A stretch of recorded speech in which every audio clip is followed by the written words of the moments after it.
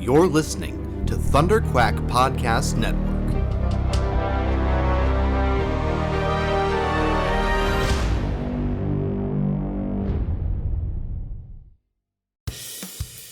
This is the Thunderquack Podcast, the official podcast of Thunderquack Podcast Network, where anything can happen.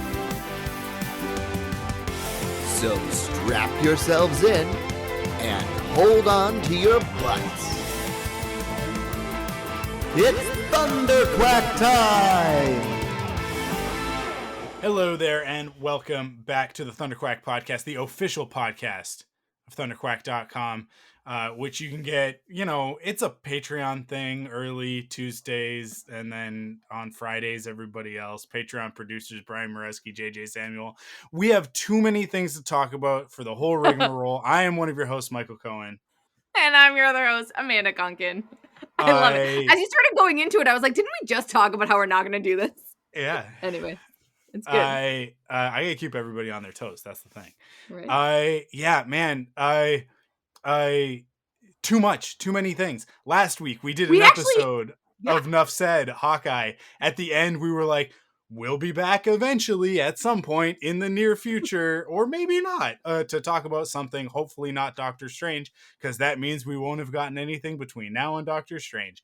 I am here to tell you, actually, Doctor Strange might be the next thing that we talk about, because we just got the Moon Knight trailer, which is phenomenal. And the release date for it, which is March 30th.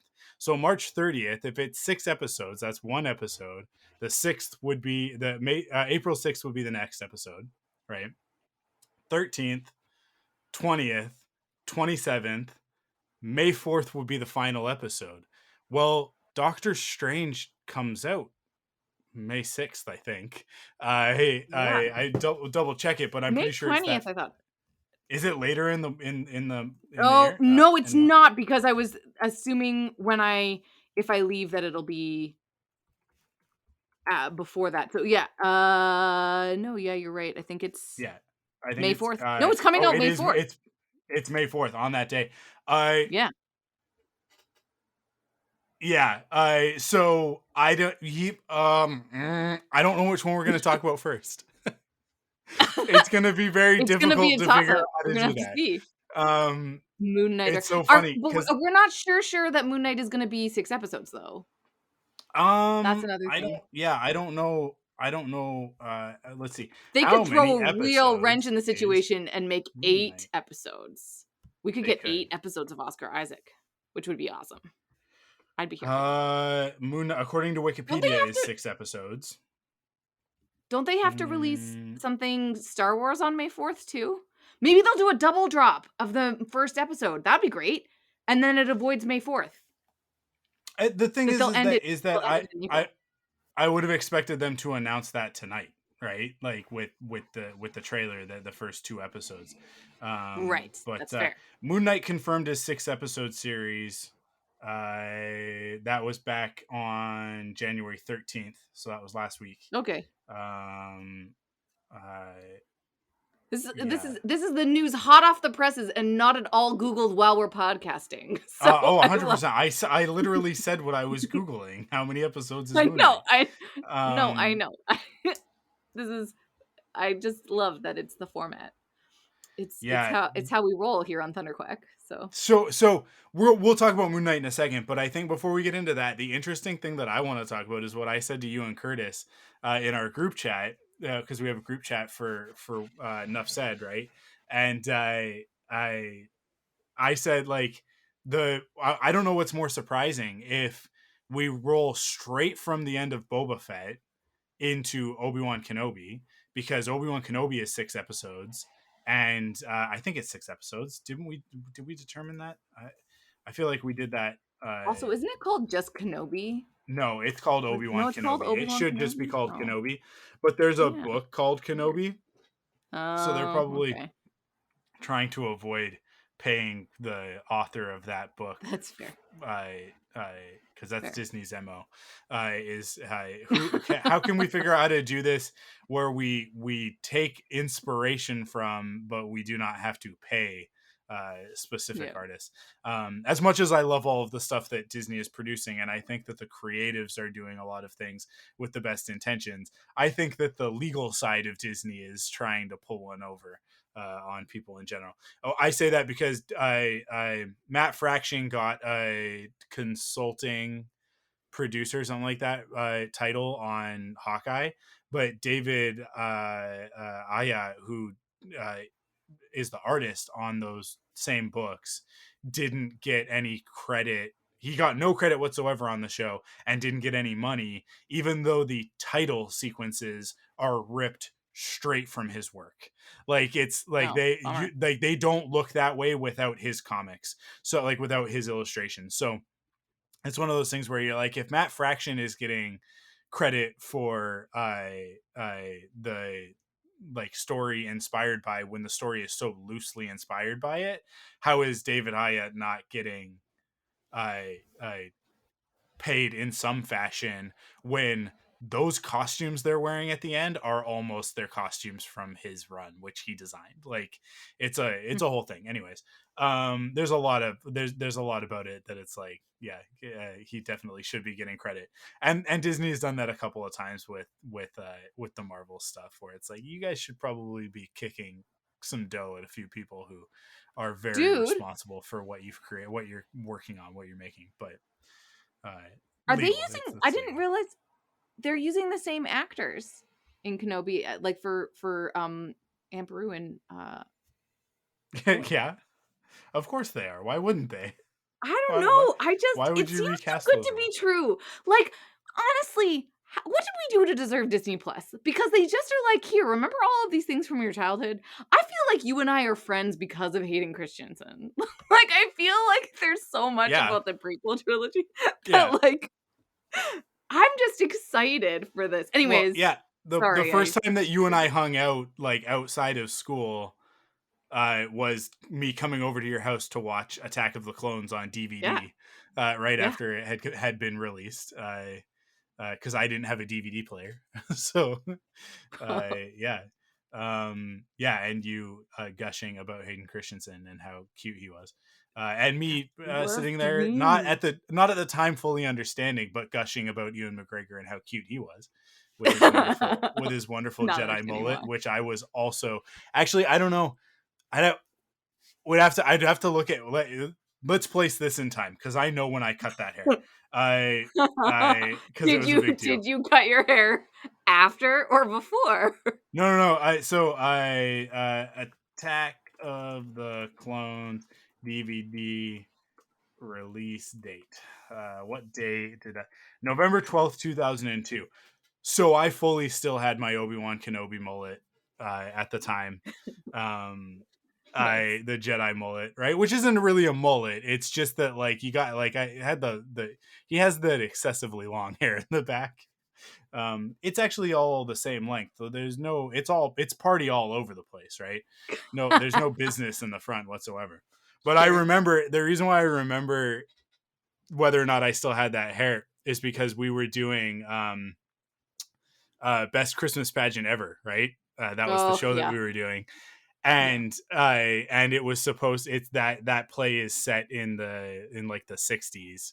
And I had this ridiculous haircut that I was very proud of, this very long hair, the longest that I've ever grown my hair. And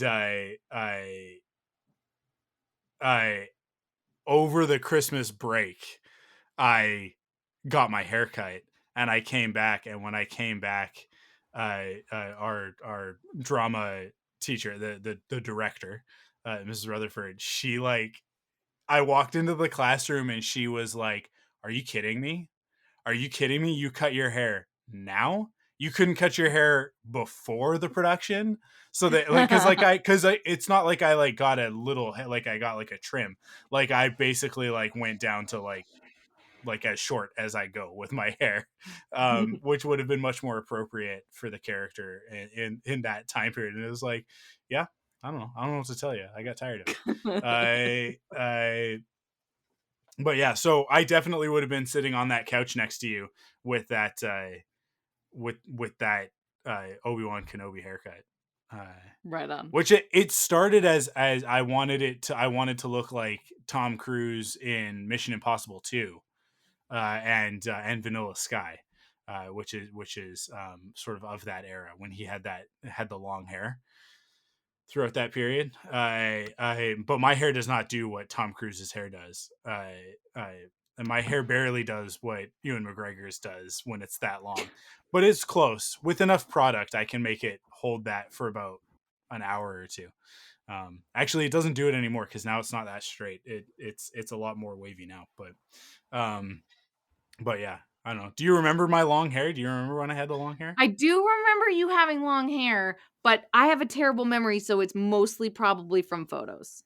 I probably have some photographic evidence somewhere of your hair, and therefore that's what I there's not a remember. lot of pictures because hey kids, Gen Z, we didn't have cameras with us all the time.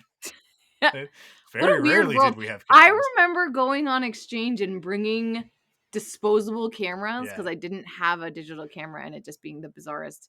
Well, I love that this podcast is turning into a like Mike and Amanda recollect their childhood. That's what It happens when you happens have very shows often. like Obi-Wan Kenobi come out in Yeah. 2022 when we're all sitting around with nothing to do but reminisce about the good old times. Um. Oh, jeez. Yeah. Yeah. It's very interesting that it's gonna have Ewan and Hayden and everybody else who's associated with the Star Wars I mean, I'm situation. stoked that Deborah Chow is directing. That makes me happy. Yeah. Because she's Canadian. Well, I mean, for many reasons, but that's one of the things that I like. Yeah. But, Yeah. It's I think that's cool. it's a good step forward Mhm, for Disney. It's very mhm. progressive. Um, but I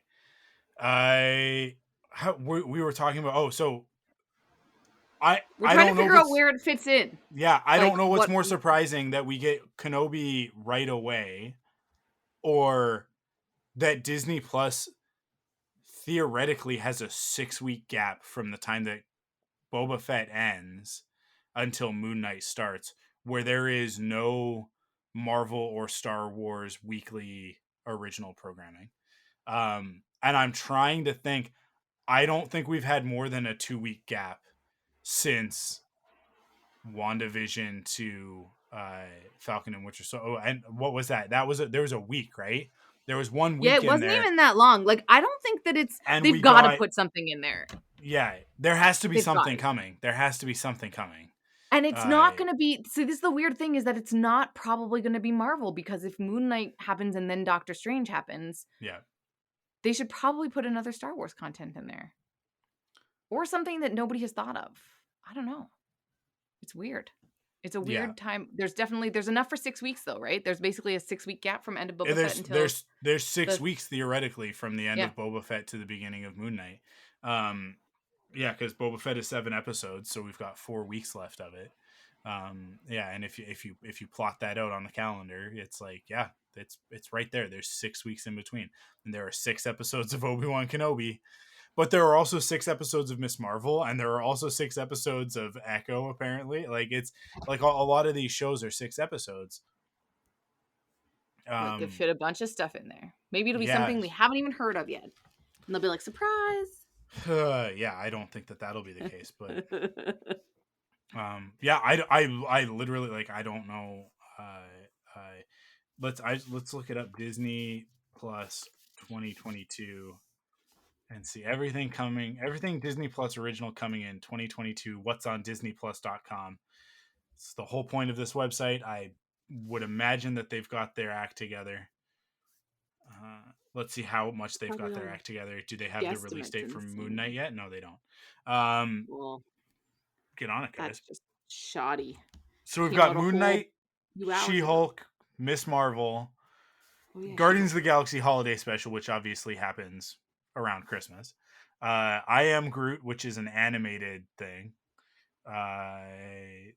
Book of Boba Fett, which we're already in the middle of, Obi-Wan Kenobi, Andor, um, Star Wars The Bad Batch Season 2,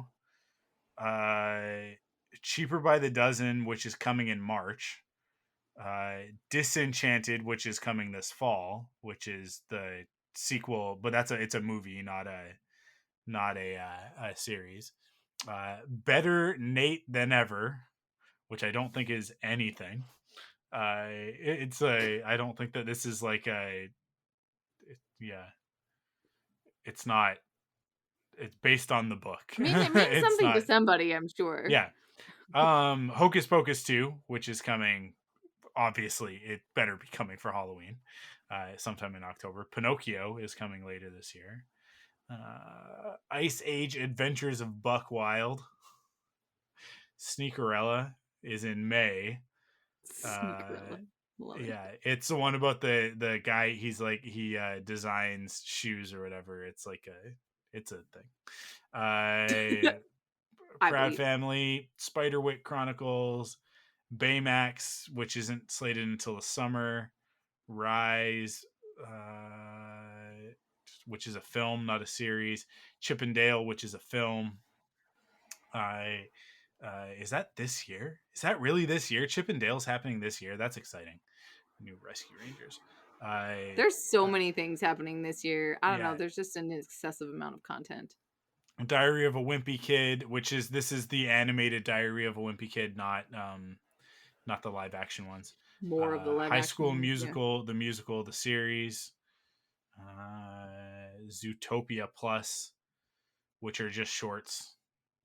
Willow, but I don't think we're getting Willow this year. I know, like I know that it's on the list for 2022. You don't I think you're getting highly in doubt it. 2022? I Really? think it's gonna get pushed to early next year. Wow. Pixar stuff. So we've got Cars on the Road, which is like a Cars TV series, and then is that it for Pixar? Well, that's not it for Pixar because they need to update this list because Turning Red, the one about the girl Oh who yeah. turns into a giant red panda, Yeah. it's being moved to a Disney Plus premiere. Oh yeah, So I did. I heard about not that. premiere access. It's just premiering on Disney Plus for everybody, which is cool. I mean, like I think that's good. Disney has realized family films. I think especially because kids are not fully vaccinated yet, and children under 5 can't be vaccinated yet. So family films are not doing well at the moment. Like usually, we've talked about it in the past. Family films are usually a sure bet because when you open a family film, you're guaranteed 2 tickets for every one that Right, you yeah, sell, because right? people Because yeah. the Yeah, kid yeah. has to come with an adult. So Yeah. like the your target audience has to be accompanied, which means you're going to sell twice as many tickets. So that's why family films, animated stuff, traditionally opens really well, even when it's a bad movie, even when it's not good. Which is why we end up with so many sequels to things where you're like, really, how, really, there are 4 Ice Age movies, really, and that's why they made a sequel to The Croods. They did that for real? Because The Croods, not a good movie. I I really wish it was, but it's not. Um, and yeah, the Ice Age movies, it's like those are really diminishing returns on those ones. I'm surprised that we're getting a series, but again, it's another one of I those find properties that people those watch. weird shorts with the little freaking thing looking for the walnut or whatever it is weirdly entertaining. Like I'm like, why do I care Yeah, about this? Scrat? Is that his name? Scrat is his name. He's a squirrel. Ugh. He's a saber tooth squirrel. Couldn't tell you any of the actual names of the other characters Yeah. in that, but I don't know. Ice Age 1 was rather enjoyable. Or I seem Uh, to okay, I'll take it back. I watched Ice Age 1.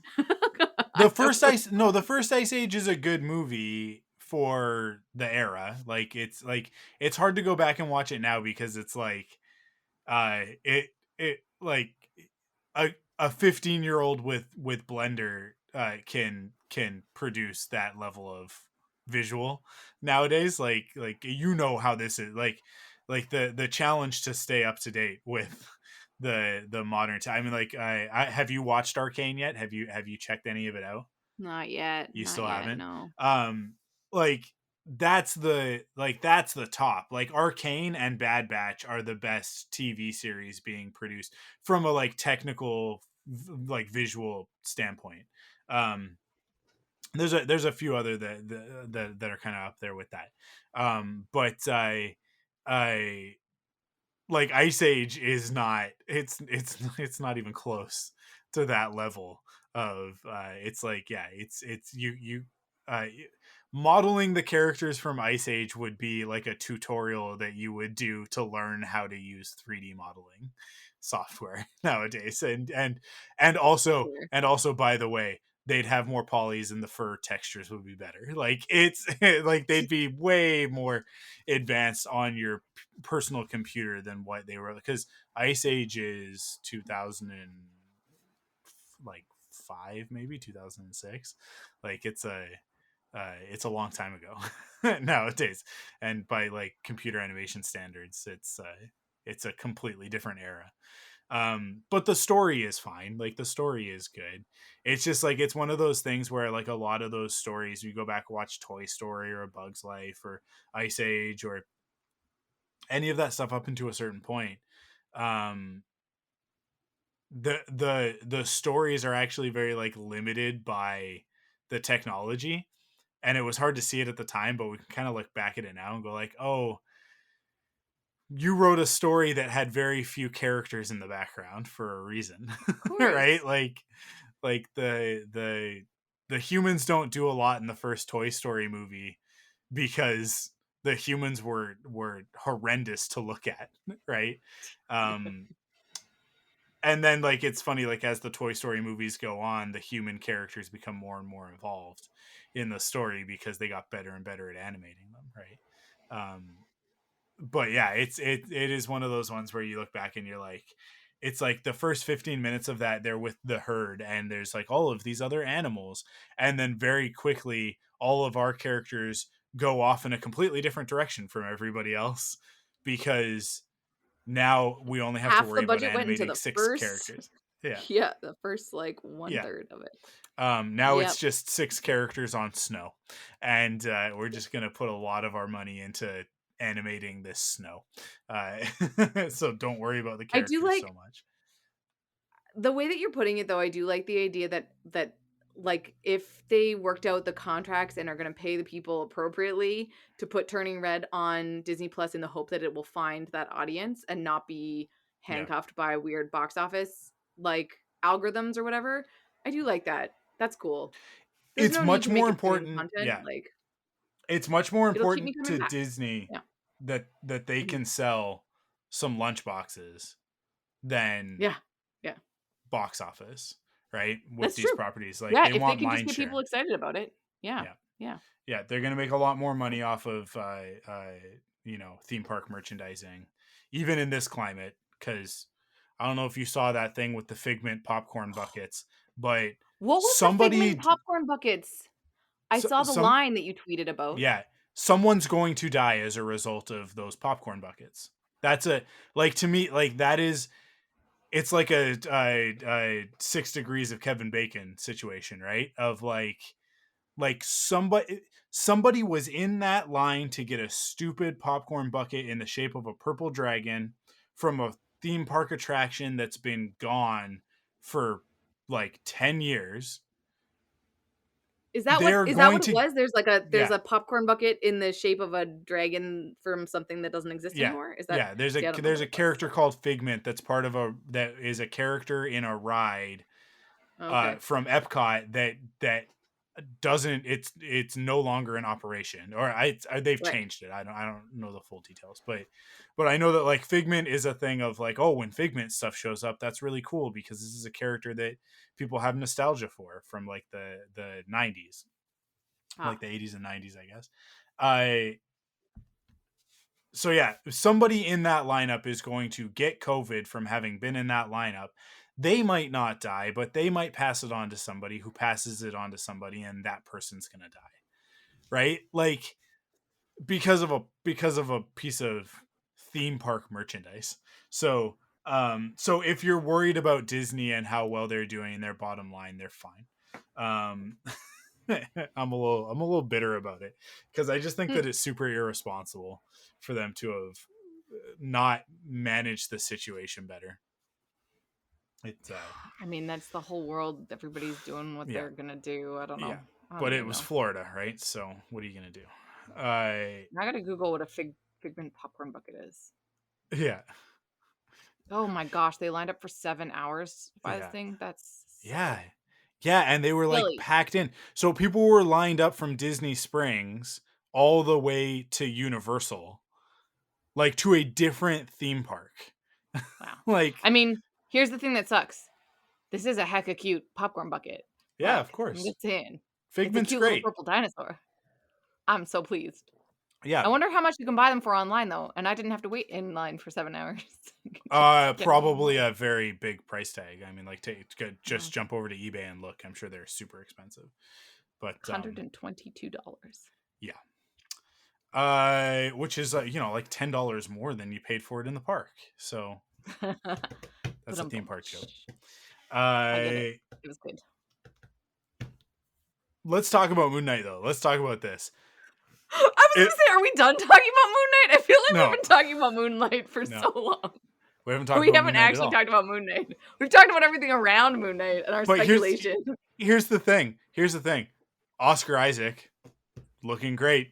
Doing my favorite thing that Oscar Isaac does, which is like Oscar Isaac has a bunch of different flavors, right? Pretty. Like he does have that. He's got like hot boyfriend Oscar Isaac, which is how he plays Poe, right?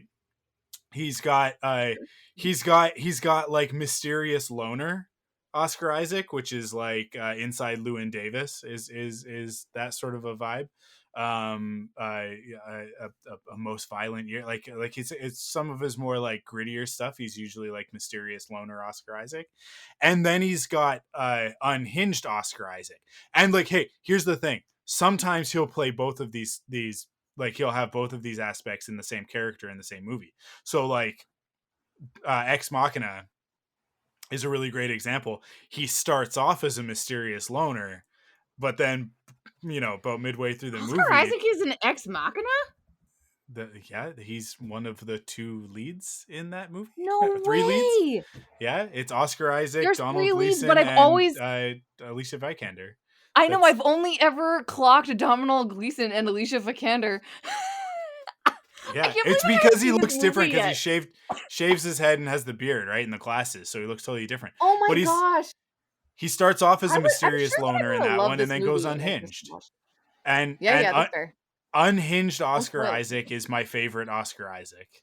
And Moon Knight looks like it's not just unhinged Oscar Isaac, it's like, hey, can you crank that to 11 and give us like 3 different versions? Because in this trailer, there's like, it's like, he's playing different people. Like he's playing multiple. And this is the thing. I know a lot about Marvel Comics. I know a lot. I know nothing about Moon Knight. I know he's a little bit mentally unstable as a character. Like that's one of the hallmarks of the character. I know that he has often been referred to as like Marvel's Batman. He's kind of got the same vibes as Batman, even though he's like, all white, instead of all black, sort of thing. But like, it's the same sort of like rich guy running around fighting crime. You get the same vibe. Yeah, it seems very, very similar. And I know that there's like Egyptian stuff. Like there's like Egyptian motifs, and maybe he's got some powers that come from Egyptian something or other, right? That's it. That's all I know about this character. I've downloaded the first 6 issues of the 2014 run that starts with the Warren Ellis story that everybody recommends. So I will be like, literally, I'm going to finish recording this podcast, edit it, publish it, and then I'm going to read the first issue before I go to bed, because I am so pumped. Not only am I pumped because it's Oscar Isaac, and you guys know, like, ranking hot guys, Oscar Isaac is at the top of my list. Oscar Isaac is on my what do we call it, like the celebrity like hall pass list, right? I And just watched that episode of Friends today. I and totally watched that episode. and I'm straight. Like, that's like, understand how I feel about this man.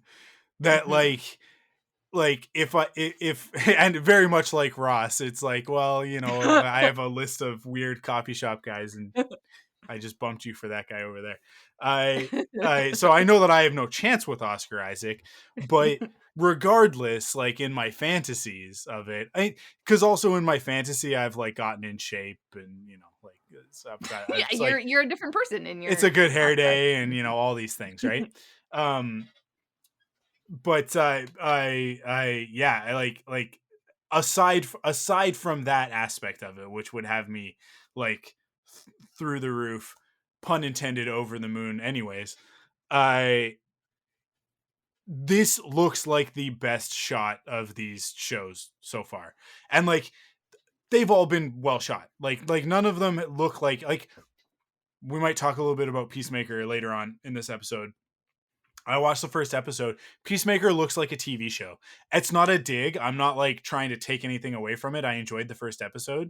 And that's not the way that it's shot, the cinematography, that's not what I'm there for. I'm there for the writing and the performances, the characters, which so far I'm all for. But it looks like it looks like they were given a TV show budget, right? Which the MCU That's stuff the has thing. been That's handled the thing. differently. The MCU, Yeah. they look like movies, right? Yep. They're shot like TV shows in the sense of like, we're gonna create sets and like have, you know, like these, like the sort of home bases that we go back to, which is more of like a TV thing, because we're gonna do 6 episodes, right? So we're gonna be in these environments a little bit more. But maybe with the exception of what's it called, Falcon and Winter Soldier, which was all over the place. But this one looks, it doesn't just look like a movie, and it doesn't just look like MCU. Like, this one looks a bit more like a film. Like the when I talk about the cinematography, talking about like the lighting and stuff, it it has a bit of a grittier quality to it, a little bit more of like a, just sort of like a little bit more of that filmic look to it. Um it looks more like Doctor Strange than I don't know, like Iron Man, if that makes sense. Where like the Iron Man movies are pretty, that's not true. Iron Man 2 has some grittiness to it. But Iron Man 1 and Iron Man 3 are pretty like flat lighting. Like, they're pretty like objective in that respect. But this looks, I've got the YouTube up right now, and it looks like it's a little bit more, I don't know, like, just every frame you can kind of just grab anywhere in this trailer and look at it and just be like, this is interesting. Like, this is being really um thoughtfully shot. Like, the cinematography and composition is a part of the story. It's a character, which is different from a lot of, I think, the MCU in general, not just the TV shows, but just the MCU. It feels like it's going to be a lot more like sort of inside his head from his perspective. Not literally like first person, but just sort of like the camera is going to be reacting to his state of mind, that's got me really excited, because this is territory that we haven't really gone into that much. Doctor Strange is probably the most that we've done that sort of thing. I'm hard pressed to think of anything else. I don't know. You got anything? Can you think of anything No, not really. that's kind of got that subjectivity to it, of like, we're sort of like along for the ride with the character? They tend to not quite be that. So yeah, I'm Because excited. I I'm mean, I I'm feel I'm super jazzed. I will I've say talked having so much. Amanda, talk for a long you time have. now. Well, I think one of the things is because while you will go read the comics like a Yeah, good nerd, you won't. I will use Wikipedia. Yeah, And so having done a little Wikipediaing about Moon Knight, because I'm excited about stuff that Disney Plus does, which I feel like I talked about on Enough Said last time with you and Curtis, that I just get excited about this type of stuff. yeah, That exactly what you're talking about, that subjectivity, is actually really a part of who Moon Knight is. And this is going to be really interesting. Can I spoil like a thing because you haven't like Oh yeah, read it yeah, yet. yeah. But like I think a key part of Moon Knight's character is that he suffers from multiple personality disorder. And so to be able to do that, I feel like stuff needs to come viscerally from the characterization, and you have to be with that person because the people around them don't change, they change, right? And I'm going to be really interested if they actually use that in this, because I know that there's a lot of ways that that has been done incorrectly or Yeah. not genuinely in media. And so I'm curious to see if or how they use that element of the character. So I don't know. Again, I've just done some brief Wikipediaing, but it seems like it's part of like there's like a whole bunch of stuff to do with Moon Knight, and exactly what you're talking about, like that sort of like fracturedness in who he is very much based in a real mental health disorder. And so, or I don't think disorder is the right word, but I think you understand what I'm talking So about. this is the biggest thing, and this is I'll put this out there because we all need to be better about it. Because multiple personality disorder is what we know it as in pop culture. Multiple personality disorder is bad science. It has been from day one. It's not um the thing that you'll most commonly hear is that it's like super rare, and they like most of the time it's not like a multiple like real cases of multiple personality disorder are almost unheard of. Dissociative identity disorder Just yeah, is that's what it's the right called now in the DSM, right? So Mhm. like that's the actual dissociative identity disorder, so we all have to kind of remember that DID is what it's actually called. That's the actual clinical term, and it's the thing with like multiple personality disorder for a long time I think was defined as like have as like more than two, and dissociative identity is a little bit more all encompassing because the the thing of like having because what we're used to is like there's the movie was it Split, the Yeah. Shyamalan movie. Mhm. He's Yeah. got like 43 personalities or whatever inside him, right? um that sort of thing is like, oh, that's pop culture, that's not real, and there's very few real cases of this sort of thing. um but dissociative identity disorder or just like dissociation in general, like dissociation is a symptom uh, of a lot of different mental health issues, right? um and dissociating is something that uh, like many of us might experience dissociative episodes in our lives even without having like a disorder. Like dissociating is just, it's usually in relation to trauma and stuff like that, but it's usually like the experience of it is basically like the part of your brain that has like your personality and like your memory story, like all of that stuff just like kind of clips off, like it just stops the connection for a minute, and the part of your brain that just reacts to things and just kind of like works in your own self-interest takes over for a minute. And so people who dissociate, they'll either like it's kind of have like a moment of like just spacing out, um which is like sort of the more mild thing. But then like some people when they dissociate seem to take on another personality. And it's like it's not like, hi, now I'm Margaret and I'm a 43-year-old woman who knits, right? Like it's just like yeah, Mike can't come to the phone right now, but I'm in control of his body at the moment, and if you do anything to harm him, I'm gonna rip your head off. Like that's more like sort of the defense mechanism of dissociation that is more common, is like, and it's usually it can be that, or it can be like breaking down uh, and that sort of thing, and it's usually in response to a past trauma, right? Like Which it's a is way that our very brain, much yeah, yeah. figures out how to cope with something, right? It's like, Mhm. oh, cool, that thing that happened to us that one time is happening again. I don't like it. I'm gonna take a little sabbatical. The other guy's gonna drive for a minute, and the other guy is usually just sort of like, um, I don't know. I can never remember. I guess it's just id, right? Which is just like the part of your brain that's just like I'm gonna survive now, thank you. Yeah, and I think so. Yeah, I and think that you're right. part that part that part of your brain doesn't really care what other people think, and Mhm, isn't really concerned with burning bridges or making sense.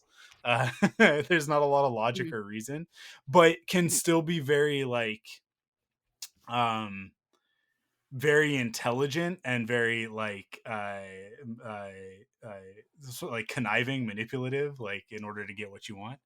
Yeah, dissociation is a really interesting uh it kind of runs the gamut, and like so many things with mental health now, like we multiple personality is a really great example of something that we used to like just want to put things in a bucket and go like, oh, categorized multiple personality disorder, you think that you're a 5-year-old kid sometimes. And it's like, actually, like most mental health things, it's a spectrum, and the one thing can be experienced a myriad different ways.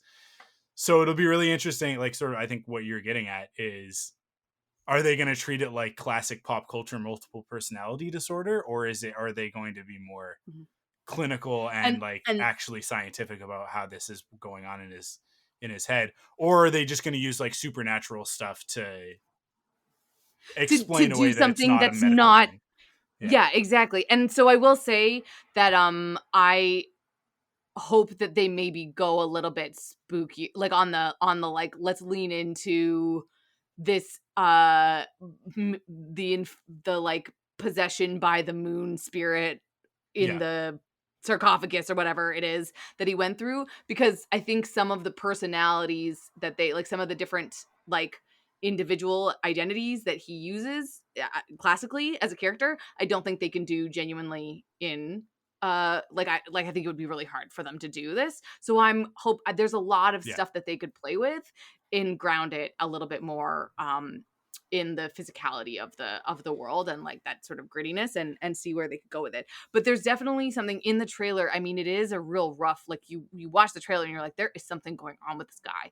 And I think that they will fully deal with all of the like traumatic elements of Moon Knight, and hopefully that will help in the understanding of what he's going through, and then be able to yeah. focus it a little bit. So anyways, I'm excited to see what they do with it. Thank you so much, by the way, for the clarification on the terminology. What I was veering away from was the word schizophrenia, because they had used Yeah. that and I was like, well, I know that's not the right word. So what's the word Well, I'm trying yeah, to like and that's one of those things that like I when people, again and again, this is pop culture stuff. Schizo is a term that would get used a lot in the 80s, especially. Like they use that term on, I think, more than once in Ghostbusters, because you have the situation of Dana and Lewis both being possessed by terror dog spirits, right? So right, like yeah, there's like sort of the like that aspect of it. That like you want to avoid that, because that's, yeah, like because schizophrenia is actually like a very different thing, right? Like But that's a people, whole other yeah, thing, and it has yeah, nothing to do with mhm, multiple personalities. I mean, like there can be dissociation, again, like I said, dissociation is like a dissociating is a term for a type of behavior. It's not like right, yeah, a a, a specific um disorder, except like in the instance of dissociative identity disorder, which I think is why they've sort of put that terminology onto that, of like, because it's not multiple personalities, because multiple personality disorder in pop culture is so often portrayed as like, there's all these people inside my brain and they're all yeah, fighting each other all the time, and it's like, no, it's more like, different circumstances, these different dissociated aspects of the personality come out. It's usually not, like I said, it's not like, oh, I'm right now I'm Timmy and I'm 5 years old, and oh, I'm Margaret, a 43-year-old woman, right? Like it's more just like, you're not behaving like you, like you don't, like mhm, this is a mhm, mhm, different, I feel like I'm talking to a completely different person. And I think actually most of us probably actually have experience with this in our lives, whether we know it or not, with somebody who has uh, some sort of a mental health issue that sort of presents itself with dissociative behavior. It's actually like super common, because the world sucks, people suck, and there are a lot of us out there with a lot of trauma, unresolved trauma, and it's a really, really easy way for the brain to deal with it. So yeah, it's I do hope that like the show is actually gonna like maybe go into that stuff a little bit, because I do think that there are really negative. I don't know if you guys can tell. I happen to know a lot about this subject, and there might be specific reasons for that. And so I might have a lot of opinions on it because of those reasons. So when I see this stuff in pop culture, it might set me off a little bit. Just maybe those are some things that you could infer from this conversation. I'm hoping that they handle it properly and talk about it like that. There's a moment where they're like, this is not dissociative identity disorder. Like somebody goes like, oh, I think he's got multiple personality disorder. And somebody else go, that's not what we call it anymore. It's dissociative identity disorder. And I'll tell you one thing, that's not what this guy's dealing with because XYZ, right? Because of the supernatural components or whatever, right? For them to like just have a moment of like clarifying that stuff for the audience, so that, like, let's just take an opportunity with this character to clarify some things that are in the pop culture terminology, like the lexicon, and sort of undo some of the damage that stuff does.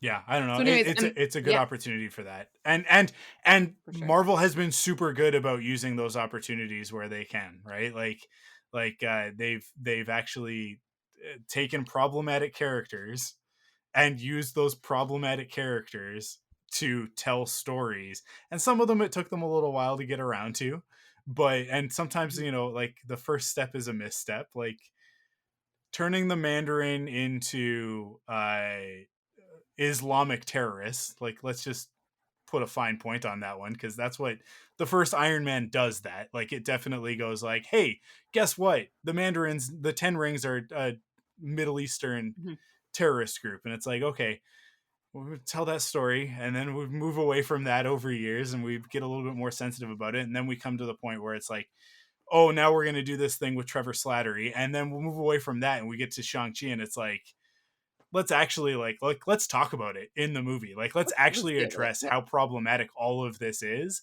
but let's do it with the lens of the actual character themselves talking about it, but in a very meta way, right? So we're kind of getting there with MCU, and I think that maybe we can have a moment where somebody looks down the barrel of the camera and lets us know we're not. Oh, hey, yeah, and we know the multiple personality disorder part of this character. We're not using that for these reasons. Let's move on. And there's so many things that you can do in the, again, just like the brief Wikipediaing that I have done on this character, right? There's a lot of really cool things about like psychic connection with the like moon thing. What is it? There's like a Egyptian moon god Khonshu or whatever, and there's stuff that they could do where it's like a psychic connection, and it's actually a moon god that's controlling him instead of it being personalities, right? Like, it could be actually leaning into the like supernatural sci-fi part of it, that you can, because you can, instead of making it. They could go a little bit more of like the Venom route of like, hey, we're cohabitating this body, right? Yeah, right? Yeah. Which is one of the things that I really love about the Venom movies, is that like that's really what those movies are about. Is about Eddie and the symbiote like an alien trying roommate. to figure out how do we get along? How do we live together without killing each other? Yeah, I love those movies. Spider-Man. I know I say it a lot. I love them so much. No. Oh my god. But Spider-Man No Way Home, I went to go watch it with somebody who hasn't seen Venom. And so we stayed for the mid-credit scene or whatever. Oh, be careful of spoilers. Has everybody seen Spider-Man No Way Home? Sorry. It's all good. It's been a few weeks. Oh, wait, whatever. Mid-credit scenes? It's been a month. It's been exactly a month today, actually. Okay. It's a mid-credit scene spoiler, I guess. I think people probably know that already. I mean, it's literally just that's what happened to Venom. It's like, people know in the Venom show. It shows that he goes into, anyways, whatever. But anyways, one of my friends did not know who that was. And afterwards was like, was that Ed Hardy, I guess? Or Ed, wait, is that his name? Ed Hardy? Ed Hardy's like a clothing brand. Tom Hardy. Tom Hardy. Yeah. Was that Tom Hardy? I'm like, oh yeah, that was totally lost on you. The humor of that beautiful moment. So anyways. I hope that it gets more people to watch Venom and Let There Be Carnage because they're fun. They're good. They are fun, good. They are good movies. They're bad movies, but they're good bad movies. They know that they're bad movies. Both of those movies are fully aware what they are. When we got started where we said we had a lot of stuff to talk about, I will say that Moon Knight was the afterthought for the things that we had to talk about. Yeah. There were like a whole bunch, and we've already been talking for so long that we just have to like not talk about everything that we were going to talk about, which is sad. Yeah. But also, let's save Suicide Squad and Peacemaker for next episode because I think by then we'll both because like what I said about Peacemaker is kind of I think all I have to say about it right now because I've only watched the first episode. The only thing that I'll add to what I said before which is like performances are great so far. The writing it's James Gunn. He's James Gunning it up, and God, do I love the way that man writes. I will say that like I really want to watch the next episode. Not for the right reason though. I really want to watch the next episode because I'm really hoping that like it's gonna click a little bit more for me once the story starts going. Because the first episode, just to give everybody sort of like the prep on it, if you haven't watched it yet, the first episode is very much like setting everything up. There's not a lot happens. There are some really good character moments for Peacemaker himself, for John Cena, but the other characters kind of have like sort of like half moments that they share with him for the most part. But it hasn't like the first episode doesn't really get going, which I think is why they did a 2-episode premiere drop, right? There you go. Sometimes they do that for scheduling purposes, like with Hawkeye. I think they did it to get that reveal in the finale at the same week as Spider-Man, which is all I'll say on that. But like I think that they timed that for that reason. But I think like with Peacemaker, I'm expecting that like I'll watch the second episode and I'll be like, okay, cool, now we're into it, like now we're going. Because like I think if you tried to watch the first 15 minutes of the Suicide Squad or the first 15 minutes of Guardians of the Galaxy, I don't know that you'd be sold right out. That's not true. Guardians of the Galaxy, the second that the title pops up at the top, like when he's singing and like the thing, and you're like, okay, I'm in. Like, let's go. Guardians of the Galaxy I will say, is pretty good. But I hadn't heard okay things about Suicide Squad, and so that's just why I had like been waiting, and I'm like, I know that I'm going to enjoy this movie. Yeah. And I did. I highly recommend. If you haven't watched it, what a good time. Let's talk about it next week. But Peacemaker, not my favorite part of that movie. So I'm kind of like, do I want to watch? Like I tweeted earlier today. Yeah, I tweeted earlier today. It's a real uphill battle to get me to like Peacemaker after what happens with Rick Flag in Suicide Squad.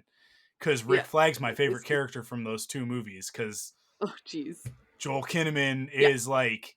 Joel Kinnaman's in like my top 10 right now. Like he's one of my favorite actors.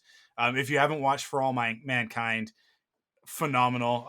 We've obviously talked about oh my god, the name of it just dropped out of my head. The one where he's in the stacks, the different bodies, and and then Anthony Mackie is in the second season.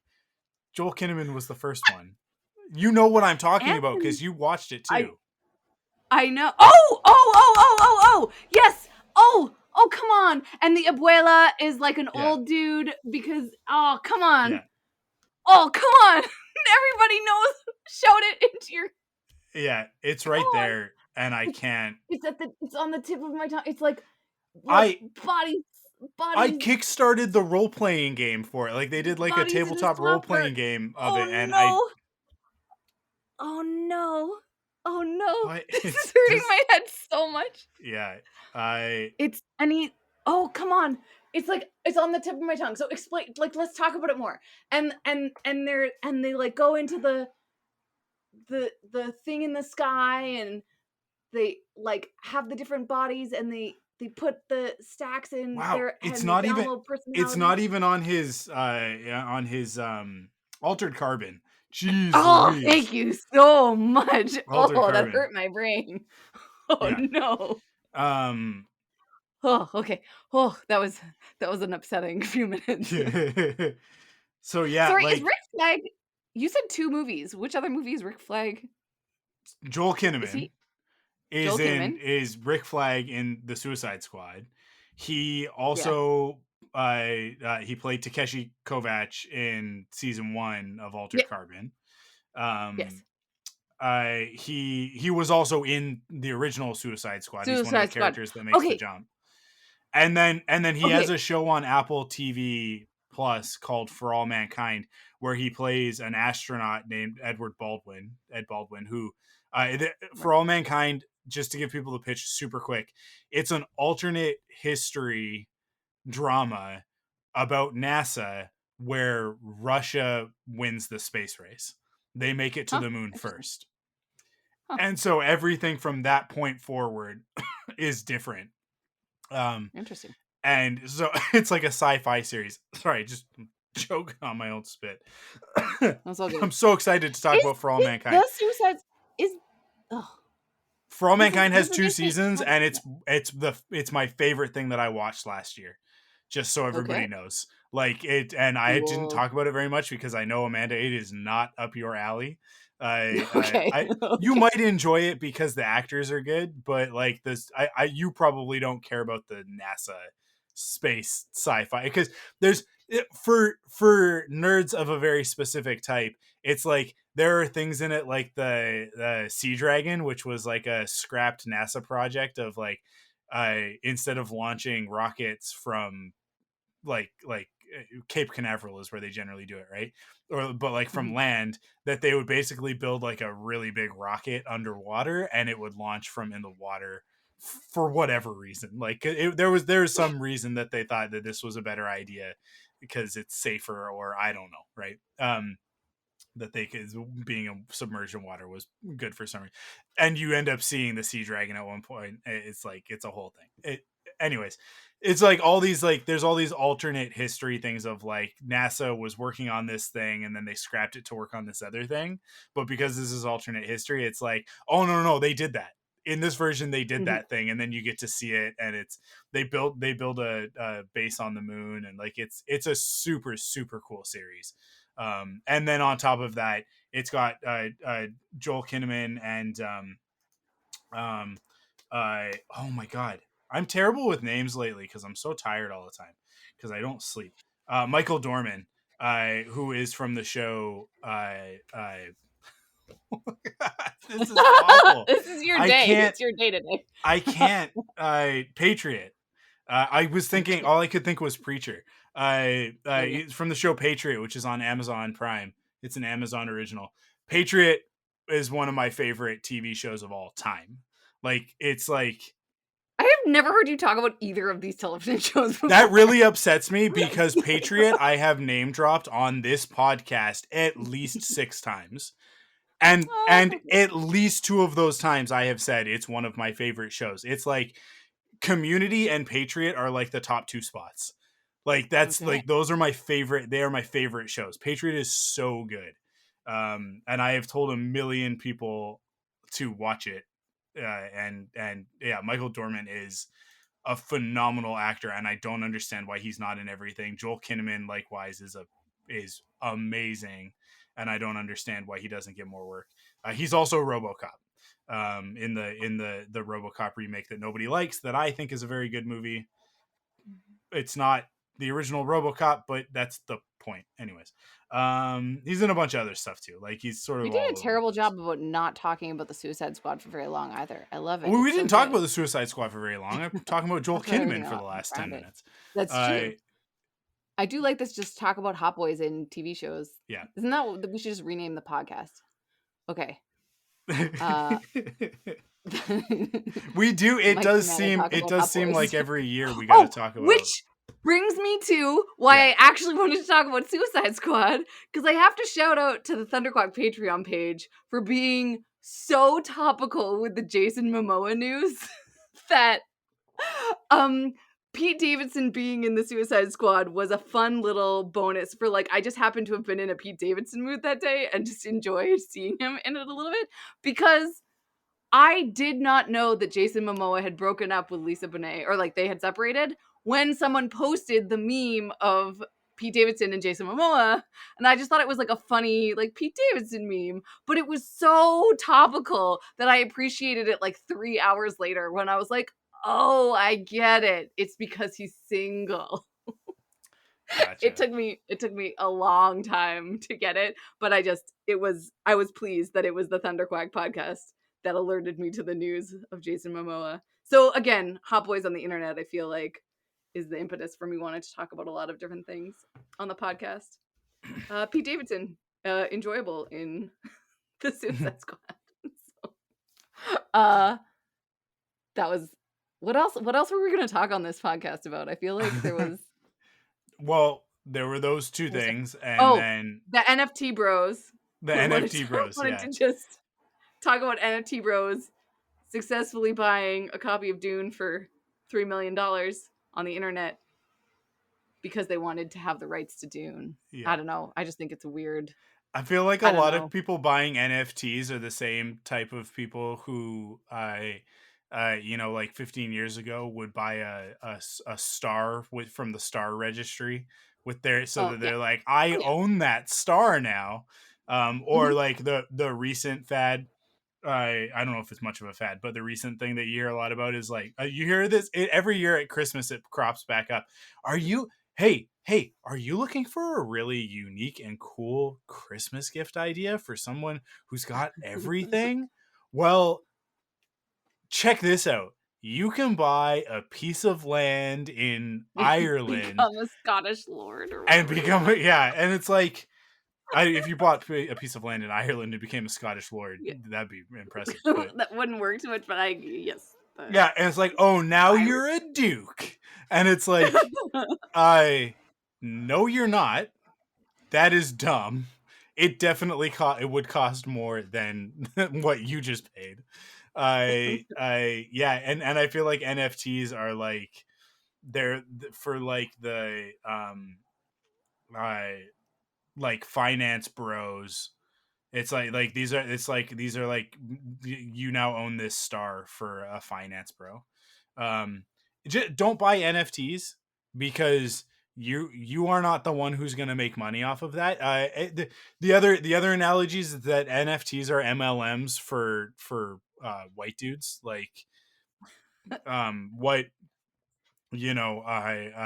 herbal remedy medicine pyramid schemes are for white women, NFTs are for their husbands, basically. Yeah, because it's just like a thing of like, there is definitely someone making a lot of money off of NFTs. There are probably several people, there are quite a few people probably making a lot of money off of NFTs. If you're listening to this podcast, you're not one of them. Sorry. I'm sorry. This isn't that sphere. You're not in the right zone. You need to stop listening to podcasts like this. Start listening to the ones with a guy that wears his hat backwards and talks about money for 45 minutes. Mhm. Because that guy's gonna help you figure out your finances. He's actually not. He's probably just gonna give you a lot of tips that steer you in the direction of things that he owns that you're gonna put And will money make him into. more money. It's gonna Yes, line his exactly. pockets. But he's gonna tell you to do it with the under the guise of like, you're gonna make a lot of money off of this. Yeah, NFTs, man. I I it's just don't. It's just the there are just a lot of people making money a lot of weird ways. Mm. blockchain technology is something that will eventually, like, it's not going away. That's the thing. Blockchains are, it's a part of technology now. The genie is out of the bottle. You're not getting it back in. And there's a lot of scammers and con artists using that right now to take advantage of people that don't know what they're doing, that don't know what they're talking about. Unfortunately, and it's given it a bad name. Eventually, that technology, I'm not talking about NFTs, I'm talking about blockchain technology specifically. Eventually, blockchain technology will be harnessed for good things. It actually, like, early versions of blockchain technology were harnessed for good things. There was a project with PlayStation, with Sony, where they, like, when the PlayStation 3 came out, there was this thing of like, hey, when your PlayStation is in rest mode, if you sign up for this thing, you agree to let this, there's like I can't remember what university it was, but it was like a medical program out of a university. It's like they were trying to sequence, it's something to do with cancer research, and they were trying to sequence something like DNA or something like that.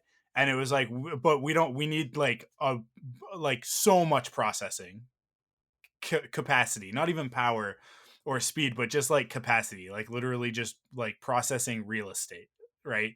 And the cell processor in the PlayStation 3 was this amazing piece of new tech and could be linked up to this system in a chain, so that you could, like, when I'm not playing video games on my PlayStation, you can use my PlayStation's processor. Like, I'm giving consent for you to use my data and the processor on my PlayStation to basically like run sequencing on my PlayStation, which is like, that's super cool. Stuff like that is rad. Like, yeah, use my computer when I'm not using it. Like I obviously there are energy drains and stuff like that you need to think about, and the problem with blockchains and NFT and cryptocurrency and all of that stuff is that it's really, really hard on the environment. There's even a story that I read that in New York, that like there's this specific blockchain is like sucked up so much of the electricity on the grid that like it's jacked up the electricity prices in that neighborhood, and now people can't afford their electrical bill. So there are people Yeah. like living Jeez. without electricity because of this. Like, there are all of these knock-on effect repercussions, not to mention the amount of like carbon it takes to run the processors, to run these ridiculous computers in the first place, and then cool them down because they generate so much heat. It's like, the carbon footprint on it is just so unwieldy that like it's terrible for the environment. um and then at the end of the day, you're not doing anything good with it. Somebody made some crappy JPEG in, I don't even think they used Illustrator. They probably used like some free thing. It's like some garbage clip art, right? Like just gradients and neon colors in shapes. And now they're telling you that it's worth $1 million because they say it's worth $1 million. Like, there's a bubble on it. Anybody who knows anything about economics, which I'm not saying that I do, because I don't, because I'm just a silly graphic designer who calls himself a creative director. I and like, so I don't know what I'm talking about, but I do trust people who do know what they're talking about. There's a lot of smarter people than me out there saying like, hey, there's an economic model for this. There is a bubble. Like, this is a bubble. We can show you on the chart of how a bubble works and where it's going to burst. We can't tell you exactly when, but we can tell you it's going to happen. And so there's a lot of people who have put a lot of money into it that are unfortunately going to be out a lot of money by the end of it. But at the end of the day, those douchebags at the top are going to walk away with millions, if not billions of dollars. So just like, the only way to win is not to play. Like, it is gambling. It is 100%. You're actually, you know what? Your odds are probably better at the casino. Because the casinos are at least regulated by the government in some fashion. But NFTs are not. Blockchains are not. Like, that's actually the point, is that they're not regulated, which And means if that we were a you are different totally podcast, vulnerable. You're totally vulnerable. I just It's love like getting a the black dichotomies market on the kidney internet. transplant, you guys. It's a bad idea. I just Bad that operators. if you were a different audience, you would come here because we would tell you, but the NFTs aren't regulated by the government, which that means that they can't control your money Yeah. and Big Brother doesn't own you and blah, right? Like, in you saying that, I'm like, oh my gosh, Mike, that's why people do it. It is. It is. But also, like, the thing that people forget so often, and it's really funny because we're seeing conservative politicians say this of like, the government is doing, and it's like, you're a senator. You are the government. You're a representative. You are the government. You absolute nincompoop. And some of them, we talked about this a couple weeks ago, I think. It's like some of them, I think, like they are manipulating it, and then others, it's not that they're manipulating, like they have been manipulated, and it's so like the snake is eating its tail. It's just, we're in a real bad place, just as a society. I just, and it's gonna get worse In before it gets general. better. But maybe our Oh yeah. maybe our kids are gonna see a bit more of We'll a figure it out utopia. somehow. Mhm. It's really, really sucky to have the perspective now in 2022 that the 90s were actually like the because every generation gets to kind of like live through a golden age.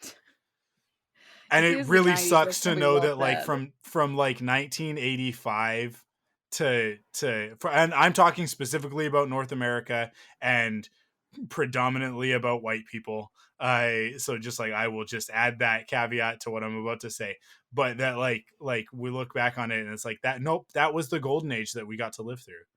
Every golden age in history is only built on the back of oppression and taking advantage of other groups, minorities. So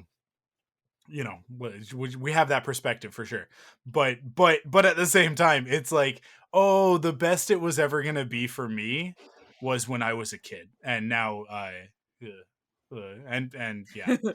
So hopefully my kids will get to see another golden age, for Western civilization at some point in their lives. Hopefully it's not like, because everything collapsed and then we rebuilt society, and it's was it us? Did we talk about solar punk a couple weeks ago?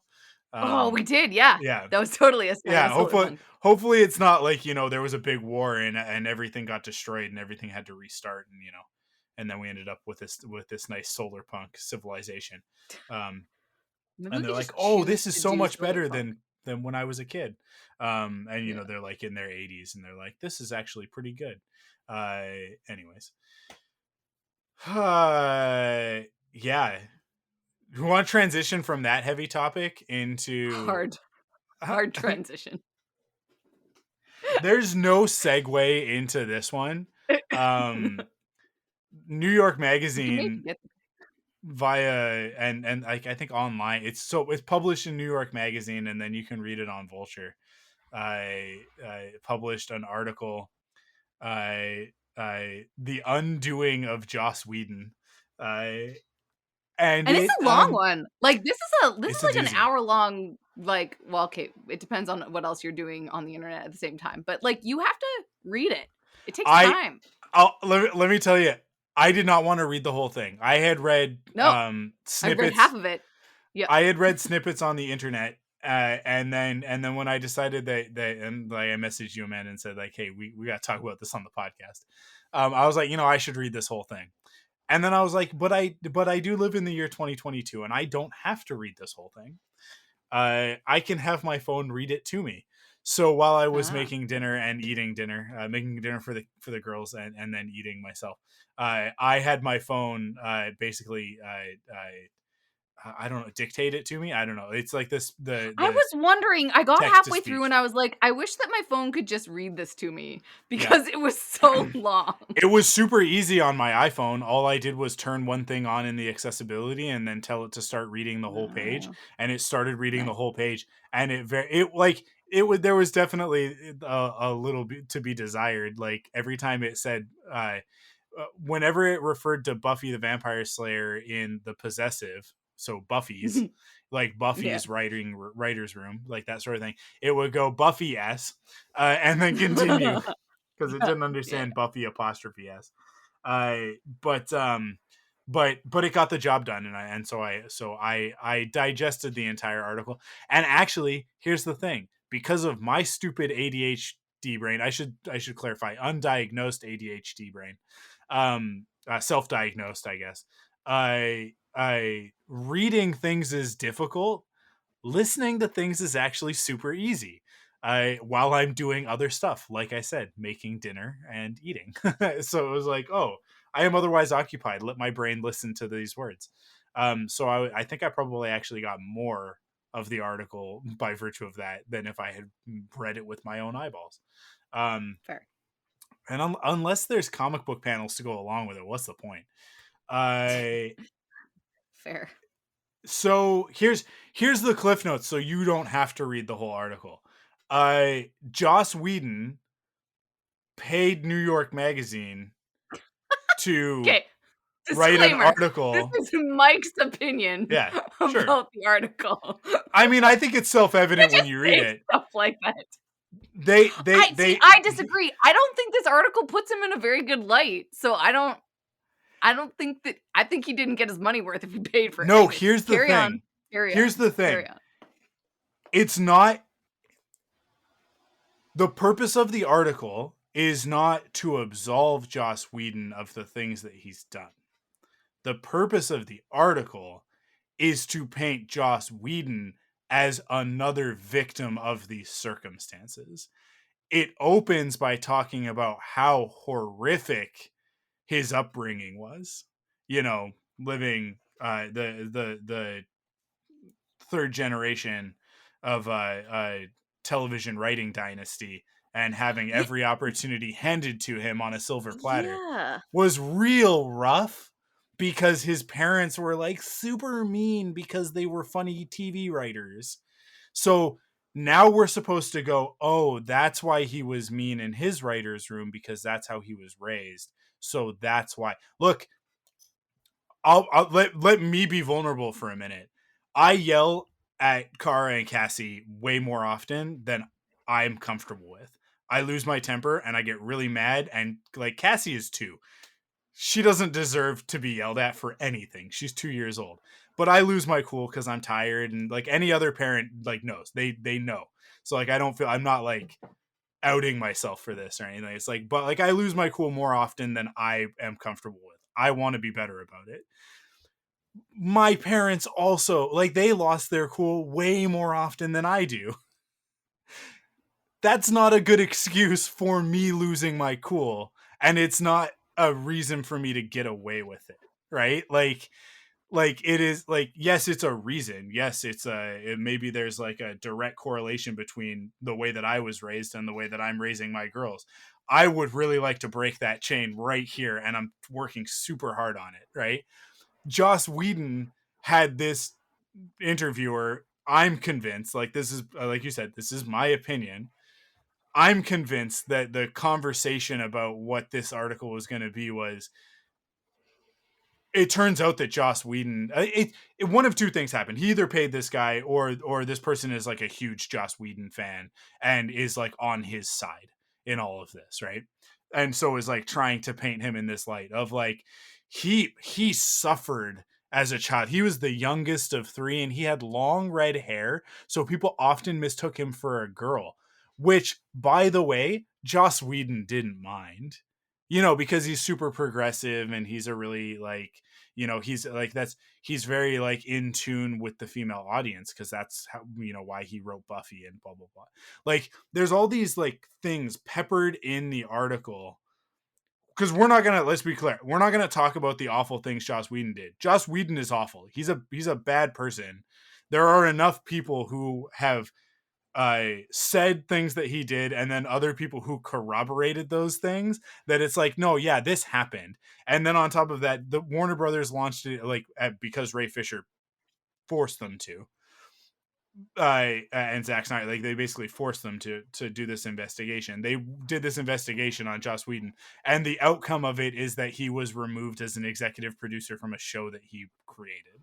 Like, that's not something that you do when you're like, no, it turns out he's actually a really nice guy and everything's fine. It's academic at this point. Joss Whedon created toxic work environments and was abusive to his employees and did things that are much worse than that. We're not going to talk about that stuff because we don't need to, because we've already litigated all of that stuff. It's done. what this is about Joss Whedon, like many other stars, celebrities, famous people, and people with a lot of money and power, have this path back in to their careers that starts with articles like this that try and reframe his actions because he is guilty, right? Like I mean, like he admits to things within this article, so like he is guilty of doing at least some of these things that he's been accused of. So now it's a matter of, now we have to change public opinion. Now it's a political campaign.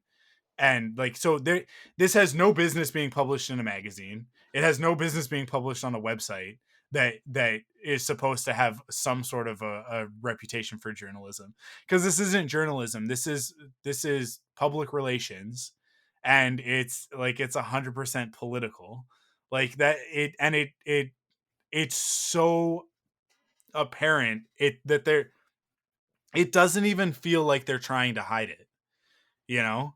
And on top of it, like he calls out Ray Fisher for being a bad actor in both senses, like both, like he's that Yeah, he that was was stupid. doing things for nefarious means, and also that he's a bad actor. Look, there are things that we could talk about with Justice League, with both the Snyder cut and Whedon's cut. Both of them are bad films.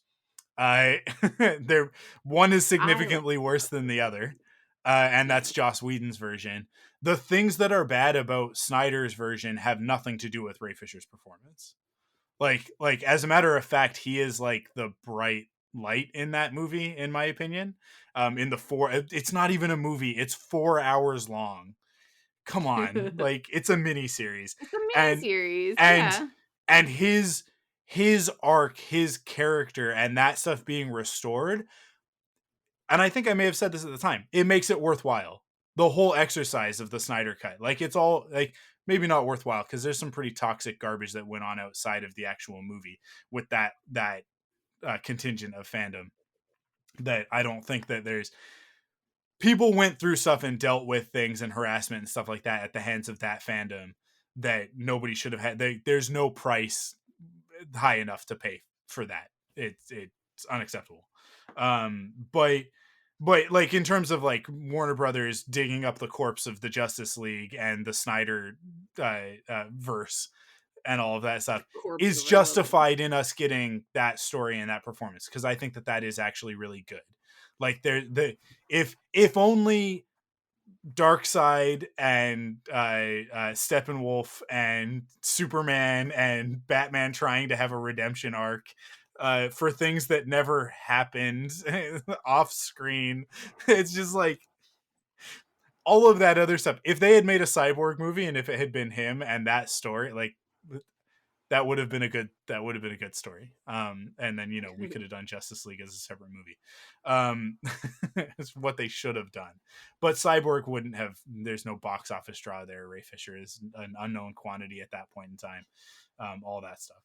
But yeah, like that's Joss Whedon being like, he's the bad guy in all of this. It's like, and on Martin Luther King Day to to boot, it's like, not a good look, bud. Right now is not the time to be making this specific argument. But Gal Gadot, like, hey, if you want to try and take her down, she's not really got the public on her side because of some of that Israel Palestine stuff that we don't need to get Well, I into. mean, he But did try to he tried to call her illiterate, yeah, basically, in yeah, English, and she's a very smart lady who speaks English very well. So I don't has know. some unfortunate opinions on the situation in Israel and Palestine. But She's I Israeli, is she not? She's yeah, gonna have she's to, right? Yeah, Israeli, and and she then yeah, served yeah, in, yeah. So yeah, yeah. it look, again, similar to Joss Whedon trying to tell us that his parents and his upbringing are the reason why he's allowed to do horrible things. Like, I understand the reason why Gal Gadot has the perspective that she does. It doesn't mean that her perspective is justified. stuff That's that's fair. going on there. But that's a whole other topic we do not want to get into, because that's a whole episode, and we need to bring an expert on in order to talk about it, because we'll get into the weeds and get into trouble real fast. Anyways, there was so much in this article though that I'm like, there's so many things that it touches on that just make me feel, I don't know. I got halfway through the article and I wanted to message you being like, this article is making me feel icky and everything. My biggest thing about it and and I know that we have to talk about it because it's pop culture and I feel like it's relevant. We've bitched enough about Joss Whedon on the podcast that we need to talk about it again.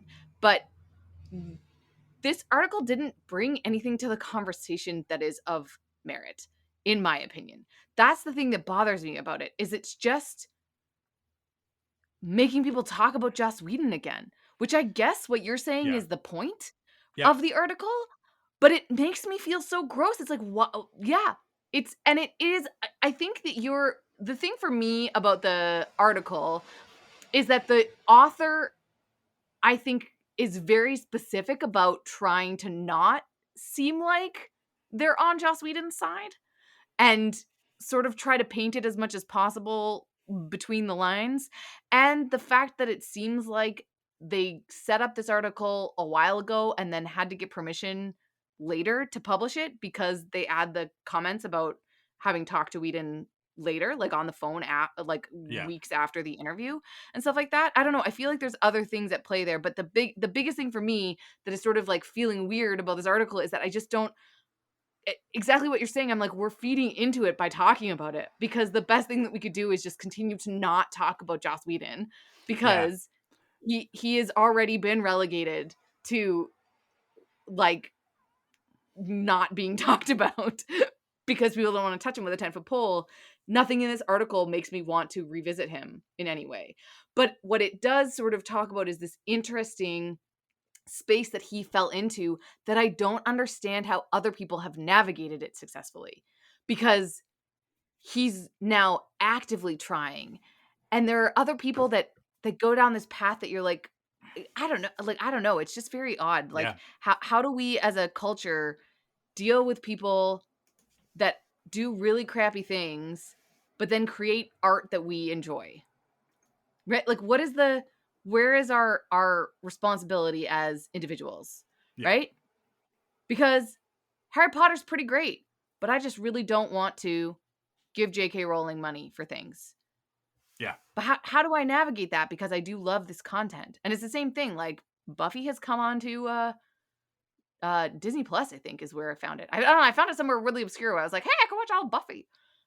Yeah. And I was like, well, I do. I love that content. And I don't know. I don't know. I know that's not helpful, but that's just my thought. Yeah. No, I think that we have the wonderful benefit of living in a timeline where The Good Place exists and tackles this whole conversation for us.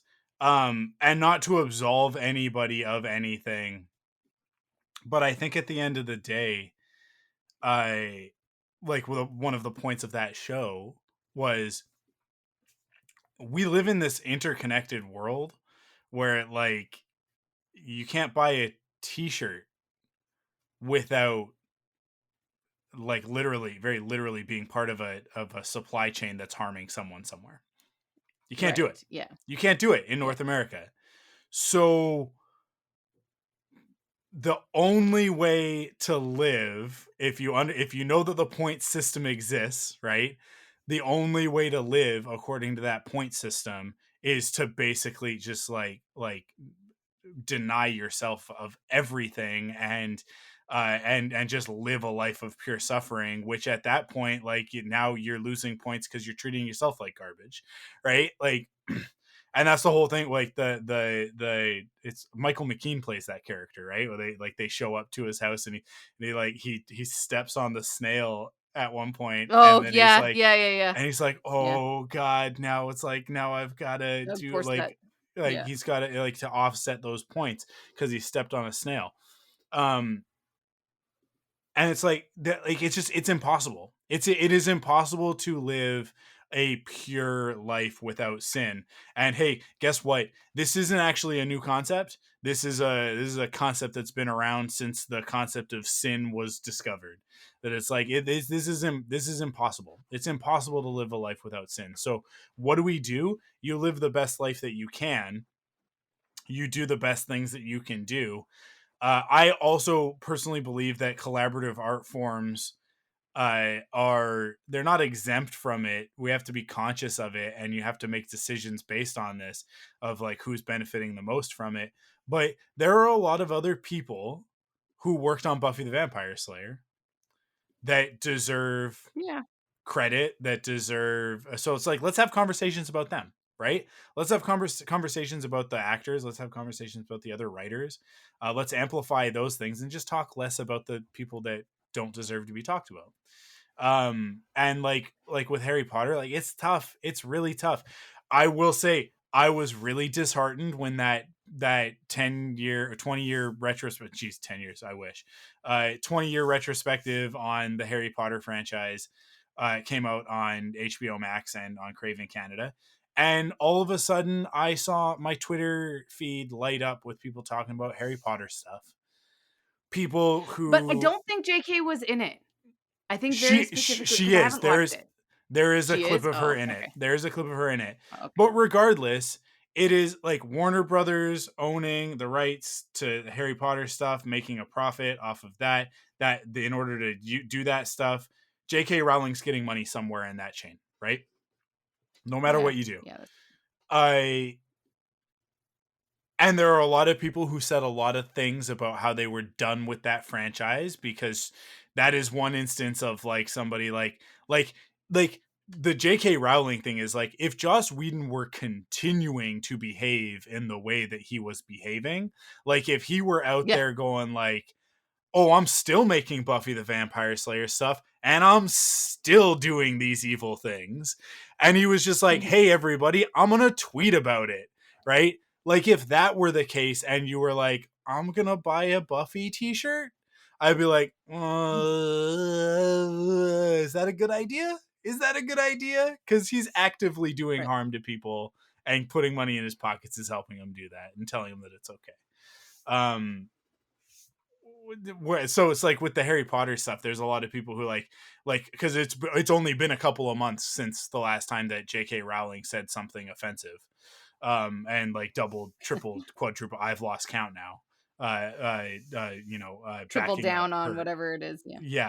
On her turf nonsense, right? And so to see people tweeting about Harry Potter stuff like they didn't 3 months ago say that they were throwing away all their Harry Potter stuff, right? Like it's like that's where like that performative component of it can be really frustrating. So like I drafted a tweet and deleted it because I was so frustrated that day that it came out, because I was like some of you are disgusting hypocrites right now, but I didn't want to that wasn't going to accomplish anything. It was Thumper's words echoing in my head, if you don't have anything nice to say. So I was like, this is who is this going to help? What purpose is this going to serve? All this is going to do is alienate somebody and upset them, which we now know the behavior that follows that is usually doubling down on the thing that the other person is mad about.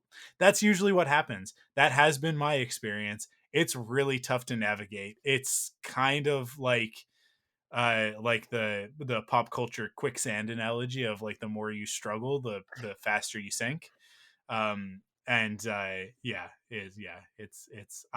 when I say I've experienced it from both sides, absolutely from both sides, where somebody has like called me out on something and I've gone like, well, you know what, screw you, and doubled down on it and cut off that person. And then on the other side of it, of saying to somebody like, hey, the thing that you said on the internet was really harmful to me personally, and I really wish that you'd reassess that.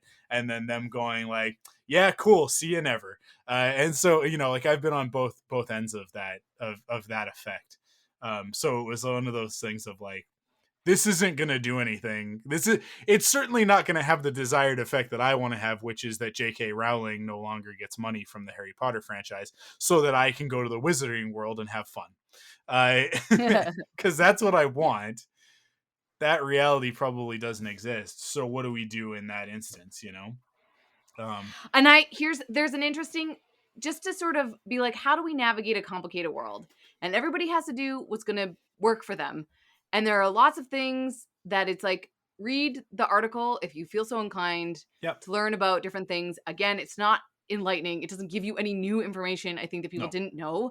It more, if nothing else, it confirms stuff that people kind of thought was maybe true and maybe not. It also makes you realize that, like, people in Hollywood sleep with a lot of different people. Like, I think it's just part of the, like, being on the periphery of the film industry and realizing how entitled people get in crap, like in crap roles, in things where you're not actually important, but people make you think you are. I can imagine what happened to Joss Whedon and why things evolved the way that they do. But so read what you're going to read or do what you're going to do. But I don't know if it makes me feel any. I think it just makes me feel like a little bit icky about the article, or about the situation, and it doesn't enlighten me or make, like, give me any new information. I had a point that I was moving towards, and it completely fell out of my brain in tangenting to Vancouver people. So I will remember again. I will remember again. Oh my gosh. I hate it when that happens. It doesn't happen very often. Oh, it is that in navigating stuff, people are going to like what they're going to like, right? You can't stop people from liking what they're going to like. So find a way to offset the stuff that kind of sucks. So if you listen to an R. Kelly song, is it R. Kelly? Who's the one that hit Rihanna? No, that's maybe Chris donate. Brown. It's Chris Brown. Not R. Kelly. R. Kelly. R. Kelly did other horrible things, different horrible things. Yeah. Okay. If you want to watch Space Jam, right? Like, it's okay. You're not a bad person for watching Space Jam, but maybe don't go to an R. Kelly concert. I don't know. I think he's in jail now, but yeah. But here's the thing. If you're going to listen to a Chris Brown song, maybe also donate to a women's battery shelter or something where you acknowledge that people do kind of crap things, and by supporting them, you're kind of making the world a little bit lesser. So try to make it a little bit better in another way. In the way that you would offset your carbon footprint, right? Yeah. Exactly. Like, offset your moral compass a little bit in some way to make it realign, which is like real hard for me, because I think if given the choice, I might go to the Wizarding World in Florida, because I've never been. I've been to the one in LA, and I'm kind of like, what would I do in that case? I feel like I would need to put a lot of goodness into the world because I'm doing something that's making the world a little bit worse. And I don't know. It's hard to live with it. Like, how do you, as an individual, find joy in the world when everything causes somebody else pain? Like, everything. Exactly what you're talking about. The Good Place analogy. Anything that you're going to do, right? NFT bros don't think that they're making the world worse, but they are. Again, everybody just tries. They thought that in buying that stupid Dune book that they were going to liberate a story for the masses, right? It's not like they set out to be crappy human beings. They set out to try to do something better, and it just made the world a little bit worse, right? Everybody does that. It's just sort of how it works. So you got to manage that. Anyways, I don't know. That's not like a moral, but that's just, I found my way to my point, and I feel like we can only do what we can do. And in my world, if I wasn't podcasting, I would have chosen not to read this article, because I don't think that it brings anything better into the world. So, well, we talked about it, so you don't have to. I haven't finished season 2 of The Witcher yet. As a matter of fact, I fell asleep during the second episode. Blasphemy. Yeah, this is not a condemnation of The Witcher. I am not in a place right now where I can consume The Witcher and remain upright and conscious. Because it's like I was digging it, but I laid down on the couch, and because I'm like one of those baby dolls that, like, when you lay it down, its eyes close. And you're like, how do I? Can I? And you're like, you've got your fingers on the eyelids to hold them open, and you lay it down, and then you let go, and they like slam shut, and you're like, well, I don't know, I don't know how this works, but it does.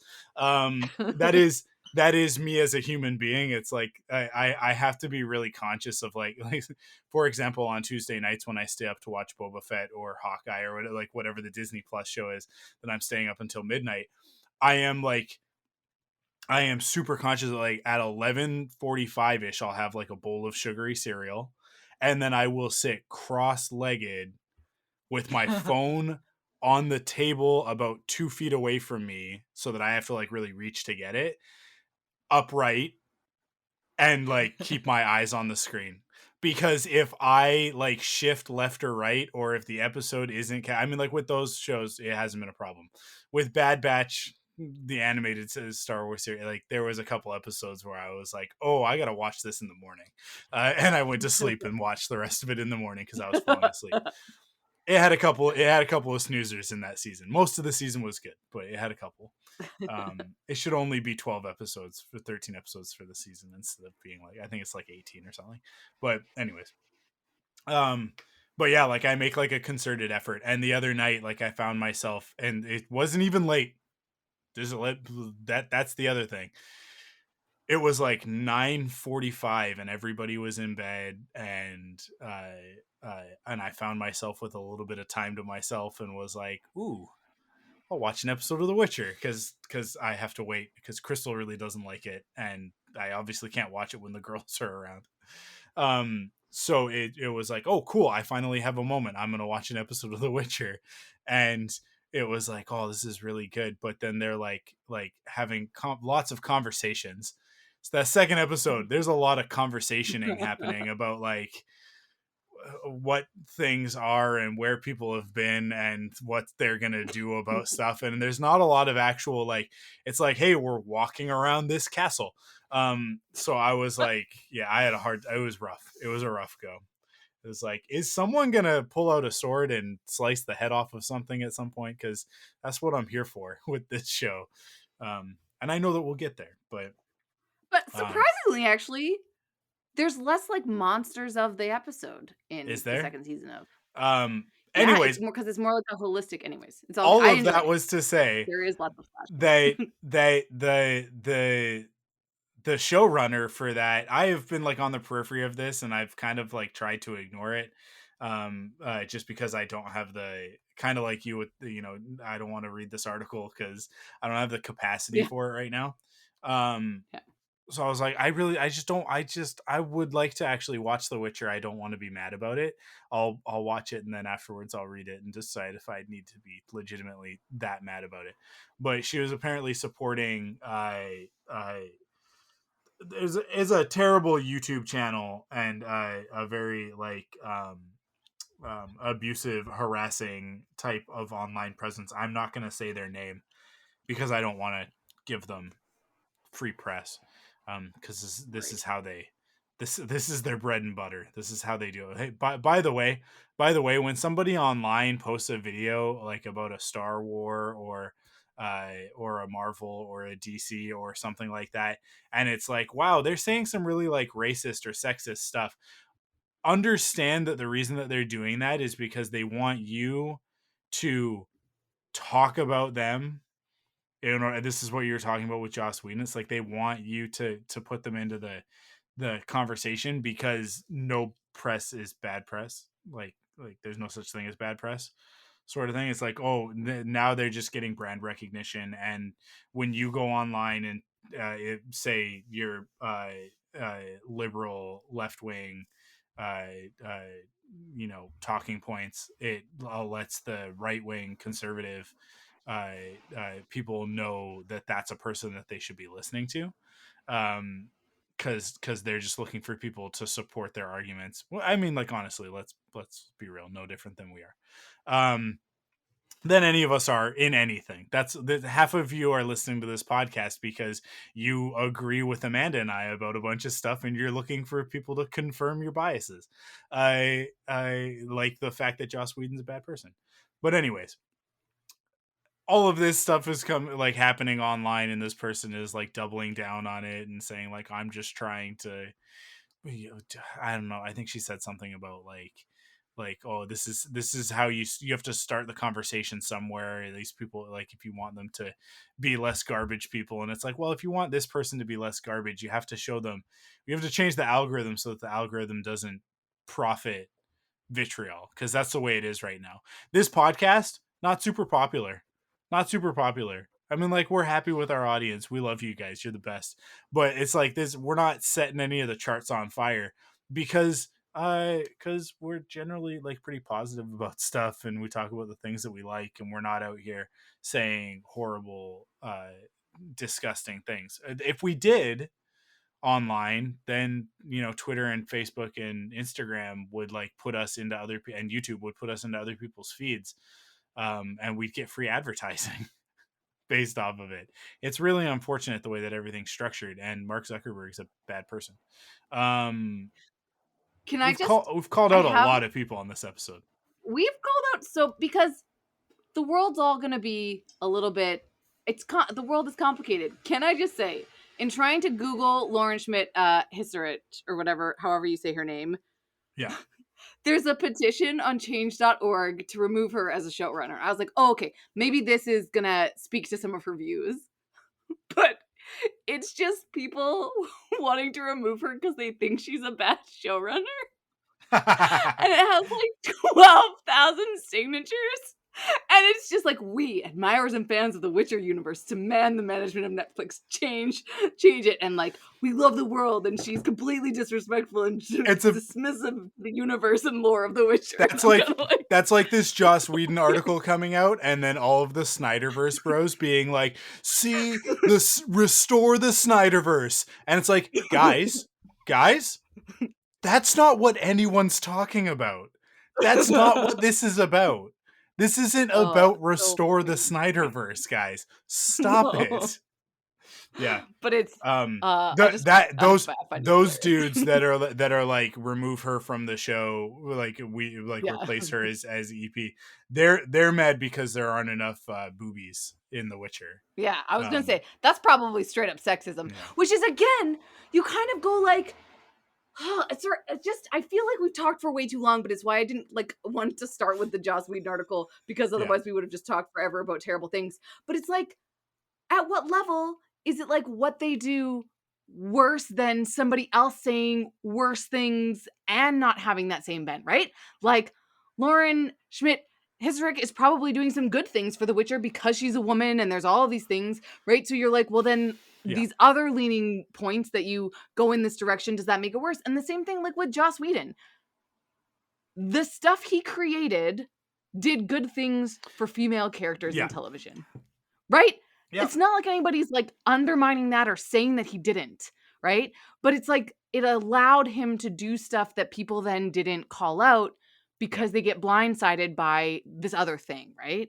And it's like, I don't know. I think like when we talk about the Harry Potter thing versus the Joss Whedon thing, there's also like the component of like, so Joss Whedon's done all of these horrible things. He also hasn't done certain things that I feel like J.K. Rowling's been doing, where it's like people like, you know, check out Buffy and then you know, these positive knock-on effects of that series existing. And you know, like sort of like the feminist iconography that gets built around that character in that series, and like all like it is a net positive at the end of the day. I want to attribute that to not just him, but to the whole group. It's like I said, it's a collaborative thing, right? So all of the other writers, Sarah Michelle Gellar, like, because also the actor that plays Xander is not a good person. and you know, like stuff came out after the fact of that. It was like, this guy is not a good dude. But I haven't been paying enough. I don't pay enough attention. Yeah. But I don't know the details of that, because that's another one of the ones where it's like, you know what, I'll just take your word for it. I don't need to know. I don't need the details. But yeah, like the net positive of Buffy is that, you know, it inspired other artists to go on and create other things, and you know, like that style of writing has become, it's like it's a genre of itself, right? Like we end up with shows like Veronica Mars and stuff that goes on to other things, and there are repercussions that I think are like I said, a net positive. But Joss Whedon didn't also like when that started happening, go like, no, this isn't feminist. You got this is no. I let me explain to you my views on how women right. Like whereas J.K. Yeah. Rowling, it's like people are like, oh, but like what if I see it? But like I see this character as blah blah blah, and then her being like, no, that's wrong. That's Yeah. wrong. Let me write a thing on Pottermore to clarify this so that in canon, now you can't interpret that character that way. Oh, you thought that character might be queer in some way? They are not, right? Like, and sort of like she's like actively taken steps to continue that story, and like even after doing things that people are like, hey, maybe that was a little bit harmful, she's like, well, let me tell you about the indigenous wizards. And it's like, who did you talk to an indigenous person before writing any of this? Because it's super offensive and gross. Yeah, like that stuff was so disappointing. I think we may have even talked about it when that happened. Yeah, I don't remember talking about indigenous wizards. There's a lot of stuff that I just don't pay attention to with her, so like when they did I'm that not Pottermore necessarily stuff, there obsessed. was like the whole thing of like she like there was, it was right around the time that Fantastic Beasts was happening, so she had done all of like the world building lore around. It was when they relaunched Pottermore, and they she published a bunch of stories about about basically like First Nations and Native American uh wizarding schools. Right, so like what Gotcha. happens in North Okay. America, like what's the history in North America versus Europe, right? And there was a bunch of stuff in it that was very like, oh, this is not based on actual like anthropological or historical stuff. This is based on pop culture ideas of North American Indians, right? Like and like there was like just enough to be like, no, this was researched, but like not enough to be like, well, it wasn't researched well. And it's like it shouldn't have been researched. It should have been like, if you really cared, it should have been, you should have let some other voices come in and write some stories, right? Like, because if you really wanted that to mean something and for it to be built in like from a place of like true inclusion, then get some indigenous writers to write you some mythology for your world, and then you can write Fantastic Beasts on that framework. Cool, right? That's not what she did. She thought that she could just write indigenous stories, and it's like, no, these definitely, like, there's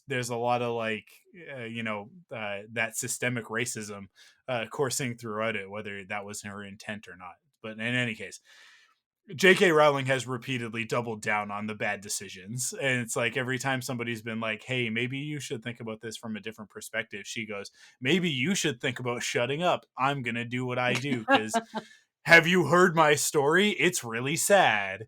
Like her life story, right? Like that's always like, which is what Joss Whedon's trying to do as well. It's like people trying I like, just again it's like this bad it's behavior, and then they try and go like, it's because people were mean to me, and it's like that's not a good well, I will say excuse, that that's guys. probably but that is why most people carry on behavior is because it was learned in some way.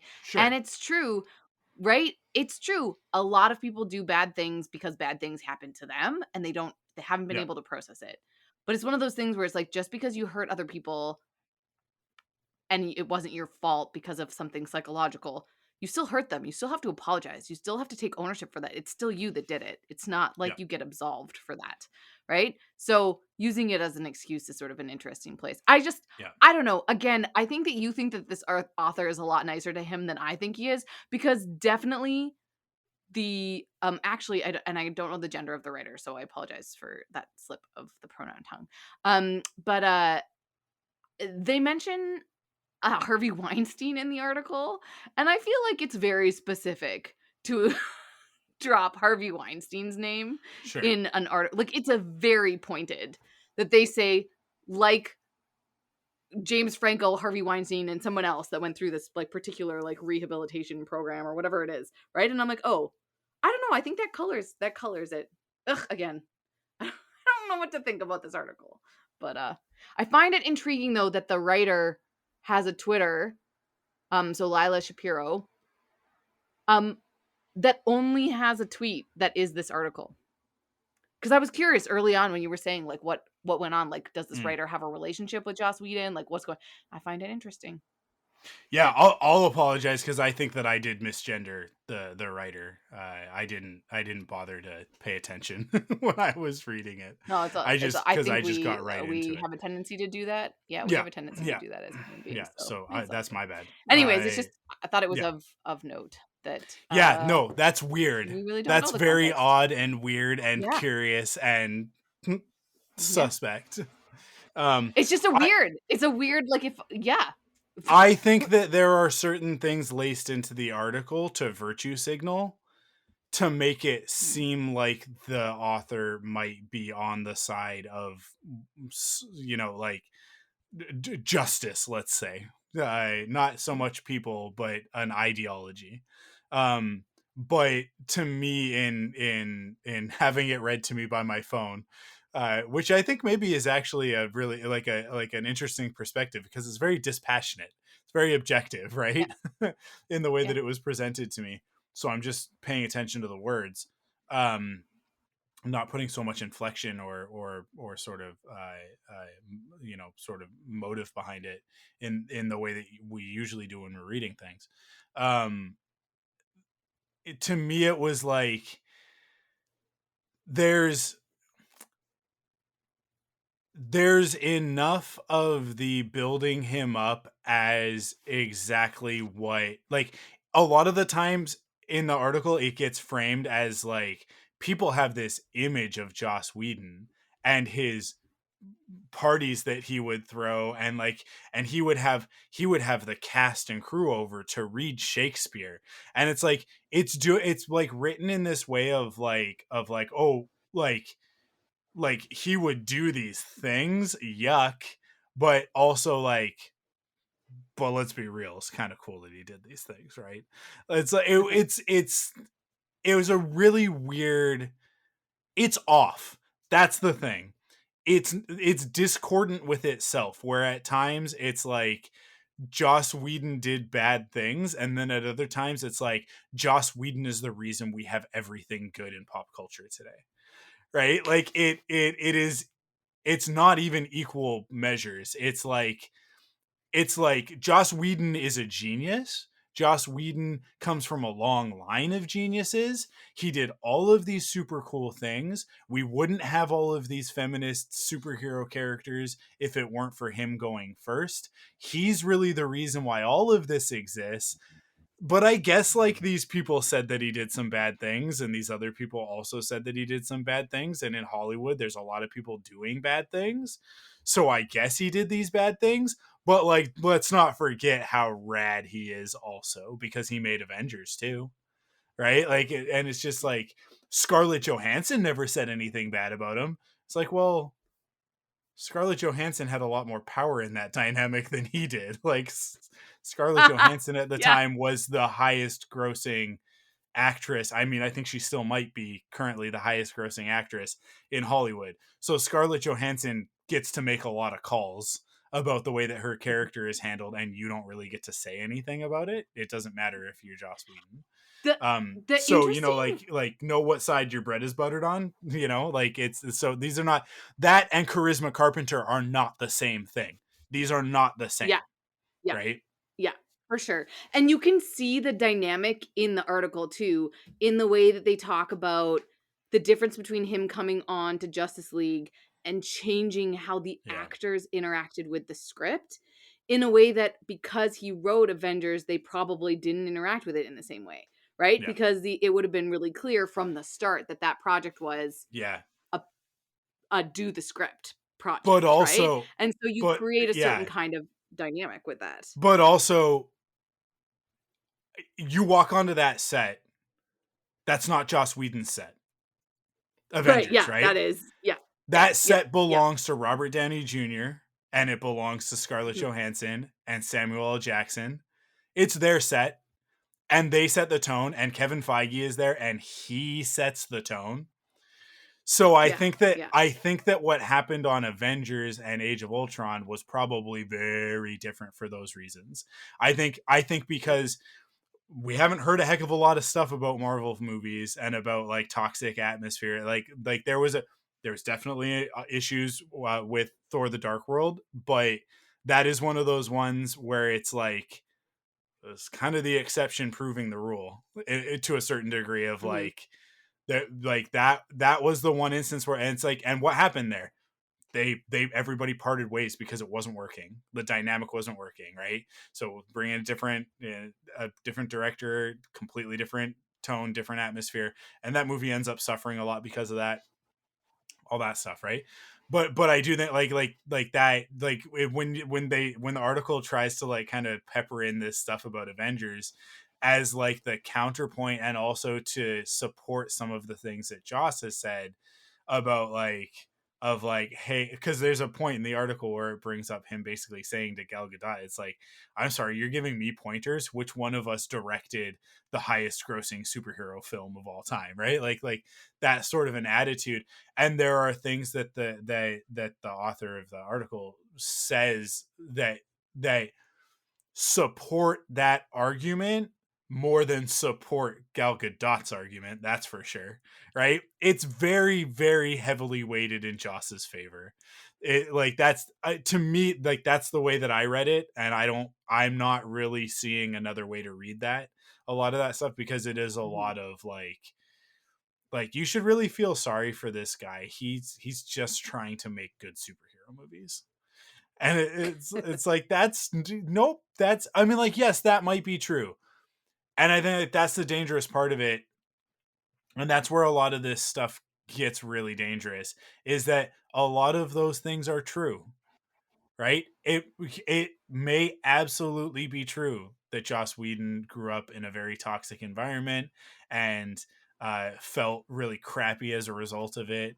That doesn't give him an excuse to create a toxic work environment for the people that work for him. Like that, it's just like, this does not excuse the other thing. And if you know what, if he goes to therapy and he learns the right things to say, and he comes back into the world and he says the right things, I think that there's every opportunity for a person who does that. Robert Downey Jr. is a really great example of a person who got really high and did some really, really stupid things, some very problematic, dangerous, illegal things, went to jail, got his act together, and now talks in a completely different way and is a very different, transformed person from the person that he was at that point in his life. Obviously, we have room in society for people to learn those things and come back, and like, justice needs to be restorative, so you need to do things to make up for the things that you did. That's not what Joss Whedon's trying to do right now. Joss Whedon is coming in going, I did some bad stuff, but like, it's not that big of a deal if you really think about it, because I made Buffy and Avengers. And it's like that. I think maybe you need to go back to those classes that you've been going to and figure some stuff out. It's like, hey, I'm in sex addiction counseling. Okay, good. I'm glad to hear that. Hopefully things are going better for you, but you're not saying the things in this article that you need to say in order for me to feel that you've actually like learned the lesson. It's more like, it feels more like Mel Gibson, where it's like, go away for a little while, try not to say anything anti-Semitic, and then we'll put you in some stuff. And now Mel Gibson's on his way back, and he's got, I'm looking at his IMDb, and he's got two things completed that are waiting to be released, 4 things in post-production, 2 things that he's filming right now, and 3 more things in pre-production. And Mel Gibson said some pretty awful things about Jewish people. So it's really tough, because one of them is the spin-off series from the John Wick series, which I really like. But I'm not going to be able to watch that show. So anyways, Joss Whedon's a bad person. Don't support his stuff. But you can still watch. I think you can still watch Buffy in reruns. I think that's okay. Yeah. So good. As a nice button to this, I have been casually scrolling Twitter, and there are other people that are saying, "I know nothing. Is he beating up Anubis?" And I'm rewatching this GIF over and over again, and I have to say, I think that that's who Moon Knight is beating up at the end of this. It is definitely like a dog god thing. Yeah. Like, I mean, I think he thinks he's beating up Anubis. there you go. I think that's the That's more. yes. I think that's the more accurate That is what answer. this is depicting. Yes. Yeah. Yes. Yeah. Yeah. I'm excited for Man, Moon Knight. let me tell you, if the day ever comes where it turns out, I don't think that this is the case, because everybody says that Oscar Isaac is a lovely person, and everything that I've seen just supports that argument. He just seems just like the best, the absolute best. And the really great thing is that if you get to be friends with Oscar Isaac, you also get to be friends with Pedro Pascal. Can you imagine that? Can you imagine that? They're a So 2-for-1 great. deal, because they're Oh, best friends, so right? great. So it's Oh, they're the best. it's oh my god, that's fantastic. And Diego Luna's in there as well, which, like, to Oh, bring us back oh, to a year the ago, trifecta. Come on. like, come on, Amanda. I think Yeah. here's the Oh, thing.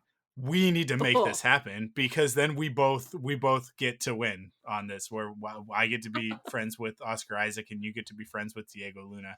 And then Oh, both of our lives are vastly just like, like I vastly know that, better. like, I'm supposed to say that, like the day that my daughters were born, like, each of those, it's a tie, the two of them.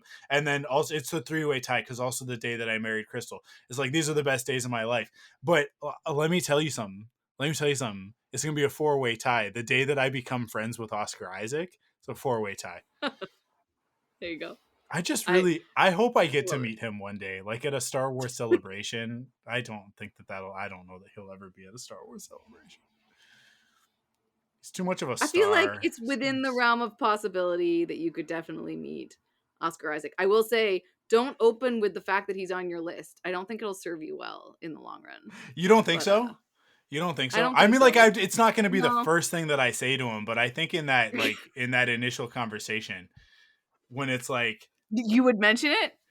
I just, like, so we've clearly It would established hit. that I'm not crazy. I just think that you're awesome, Okay. and beautiful, You think you can and do that over the course of a conversation? All right. Good luck. I do think that I can do that. And just to say to him, like, hey, like, I just want you to know that, like, because I think it's a very natural thing coming off of a conversation about Storm Pilot, right? Of saying to him, like, I like it drives me insane that Disney wouldn't let you guys do that, because I think that it would have been so good for Star Wars. It would have been so good for the world. Like, it was just right there. And you guys, like, you and John Boyega have such good chemistry.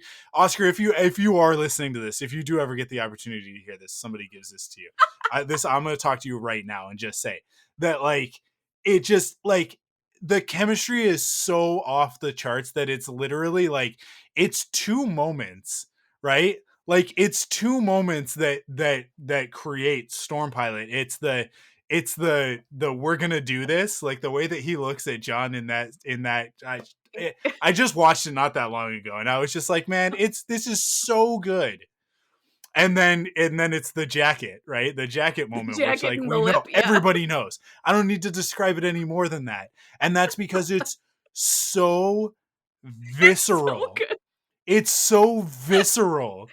The way that Oscar Isaac looks at John Boyega in that moment, that you can't help but, like, two things happen simultaneously. You fall in love with John Boyega in that jacket. You're like, yeah, he does look good in that jacket. I agree. And you fall in love with Oscar Isaac, and you're like, just sweep me away. Like, just just just carry me off into the sunset, Oscar Isaac. I don't understand how any human being could not have that reaction to him in that moment in that movie. Because he does that thing, he bites his lower lip, and you're just like, done. And then to express to him, like, as a straight man, I felt that. Like, that's how good you are at what you do. That as a straight guy, I was like, you know what? I'll break the rule. It's fluid now. Like to say to him, like, you just made that rule fluid in my mind. That's it. It's powerful. It's good acting. I think that you could say that to Oscar Isaac, and for him to, I think that he's a cool enough guy and that he cares about that sort of thing, like that sort of progressive mindset enough that he would be like, that is actually like a really nice thing to say. I wouldn't walk up to him and say like, That is cool. I will have sex with you if you ask me. Right? Like that's weird and forward, but to say to him like your performance in a Star Wars movie was so good in my eyes that it made me reassess my whole like sexuality. Like you cracked open a door that allowed me to have other possibilities in my mind, right? And like I still identify as heterosexual, but like I mean like not whereas before it might have been like I might have said like, oh, like 99%. Now I'm like probably like 86, 87%. Cause like to seriously entertain the idea, that's gotta at least bump it down to like an A- from an A+, right? You know what I mean? That is significant. I'm thinking about it in terms of letter grades, right? 86 is that line. That there should be a list somewhere, or maybe we could do a podcast on it, of actors so good that they made you reassess your sexuality. Yeah. And I feel like that's a thing. And sometimes it's the characters. Sometimes I mean like sometimes it's the beautiful union of two, right? Like it is both things. Yeah. The thing with Oscar Isaac is that it doesn't matter what movie it is. It does not matter. Dune? And it same. Look, same. Dune, big same in Dune. Like Dune lying in that freaking chair and he's not even doing anything and you're like, "Oh my gosh, you are the most beautiful man." Dune is like, "Hey, I'm going to stand on this cliff." And you're just like, I want to stand on that cliff with you, and whatever you tell me to do, I'm going to do it. Like, that's just the reality of the situation. Yeah, no, it just reinforced it. But every single movie, I mean, like, even he shows up in the post-credits in Spider-Verse and says, like, 2 lines. And I'm like, whatever you say, man. Spider-Verse 2 can't come fast enough. You guys, it's just, yeah, anything. Well, I mean, like, for God's sake, there's a sexual charge between him and Charlize Theron in the animated Addams Family movie that I'm like, that I sit through those movies, and you were in my house to watch one of those movies with me. We were watching this movie with my children, and I can't help but watch that movie and go, it's a crying shame that we don't get to see the two of them on screen together, because it would just be like, oh boy, oh man, that'd be something. Is that have I cleansed the palate enough? Thirst trap episode. Yes, I feel like a good Oscar Isaac thirst trap is the great. Everybody buckle up, because the next couple months are gonna be rough if you don't like the way I'm talking about Oscar Isaac right now. Because the closer we get to Moon Knight, and then let me tell you, once I actually get to see that every week. If you think I'm insufferable with like Loki or Boba Fett or Mandalorian or Bad Batch, any of that stuff, I am gonna be on another level with this show. It doesn't matter. I know some people have complained about the accent already, and I'm like, I don't care. Shut up. You're wrong. Because if Oscar decided that that's the accent, it's the right choice, and I will fight anyone. It's a good choice. There could be an episode of this show where he scoops cat poop out of a litter box for like half the episode. Like that's like, it's literally like he's like, oh, I'm the Moon Knight. I gotta go knight some moons immediately. But first I gotta take care of this litter box because it's been on my list for weeks. And just 45 minutes of him just scooping, and I just be like, but like, it's the way that he scoops the litter, you know what I mean? Like, that's where I'm at with Oscar Isaac, and I need everybody to know that and really like, just like really integrate that into your legitimately good is him like painting a wall. Like, you know how you say like watching paint dry? Yeah, that would be like entertaining as heck to watch Oscar Isaac paint a wall. Yeah, You know, I think like those so. like fire logs that they have on during Yeah. the holidays? Yeah. We should come up with just like other things that you can just put on your Because television. at some point while he's painting that wall, he's gonna do that thing where he's got to wipe some sweat off of his brow, and he's got the roller in the Oh, one hand, and he just kind of like, and he just does it, and you're just like, all right, yeah. I agree. It's like he didn't say anything. Like, no, but I agree with him. I just agree with him, you guys. People don't understand, and I think that people think that it's a bit and that like this is a joke and like that I do this for comedic effect. There are a lot of things that I'll admit like they're like I'll amp it up or whatever, and it's You a lean bit. into them a little bit. Yeah. This is not one of them. This is not one of them. It is correct because you were just like this when nobody is being recorded. I have intense like Crystal will tell you, like I have intense feelings about this man in a way that like, cause like there are other actors that I'm infatuated with, right? Like, and some of them it's problematic. Like Tom Cruise is an actor that like I love everything that Tom Cruise does, and I just think that his choices as an actor are phenomenal, and you know like I could watch any of his movies because it's just like what's going on, like these choices are so good. But then like it's definitely tempered by the fact that he is a psychopath that has definitely done some bad stuff, and he's just powerful and rich enough that he's managed to keep it under wraps. Like it's just I don't know how, and eventually one day we'll find out how crazy all of that Scientology stuff, like his involvement in things, has been over the years. But there'll be some HBO documentary after he dies or something. But I yeah, like yeah, Oscar Isaac. It's just like sometimes I just think about that one picture of him eating. I think he's eating flaming hot Cheetos with the chopsticks. I don't know what you're talking about. Oh, I don't other have people the same revere of reverence. Yeah, Isaac. other people know what I'm Sorry. talking about. Like this is the thing is that other people know what I'm talking about. And the reason to eat like flaming hot Cheetos or whatever, like any the cheese Oscar stuff. Isaac Cheetos chopsticks. Oh, hey, it's the first thing that comes up when you type in Oscar Isaac. And he's in that It comes up sweatshirt, Cheetos and he's got the toque. He's got Americans would call it a beanie. I've seen this picture before. It's a terrible picture. And that look in his eyes, and I'm just like, anything you say. Anything you say. Such a bad picture. You know what, Mike, makes me sad? Is that, like, as much as I talk a lot about hot actor men on this podcast, I am a little jealous that I don't have the same type, like, affinity for any actor as much as you do for Oscar Isaac. And Yeah. I'm a little jealous. I'm pleased. Oh man, there's so many people that have cosplayed like this photo. Ugh, this is ridiculous. What a ridiculous photo.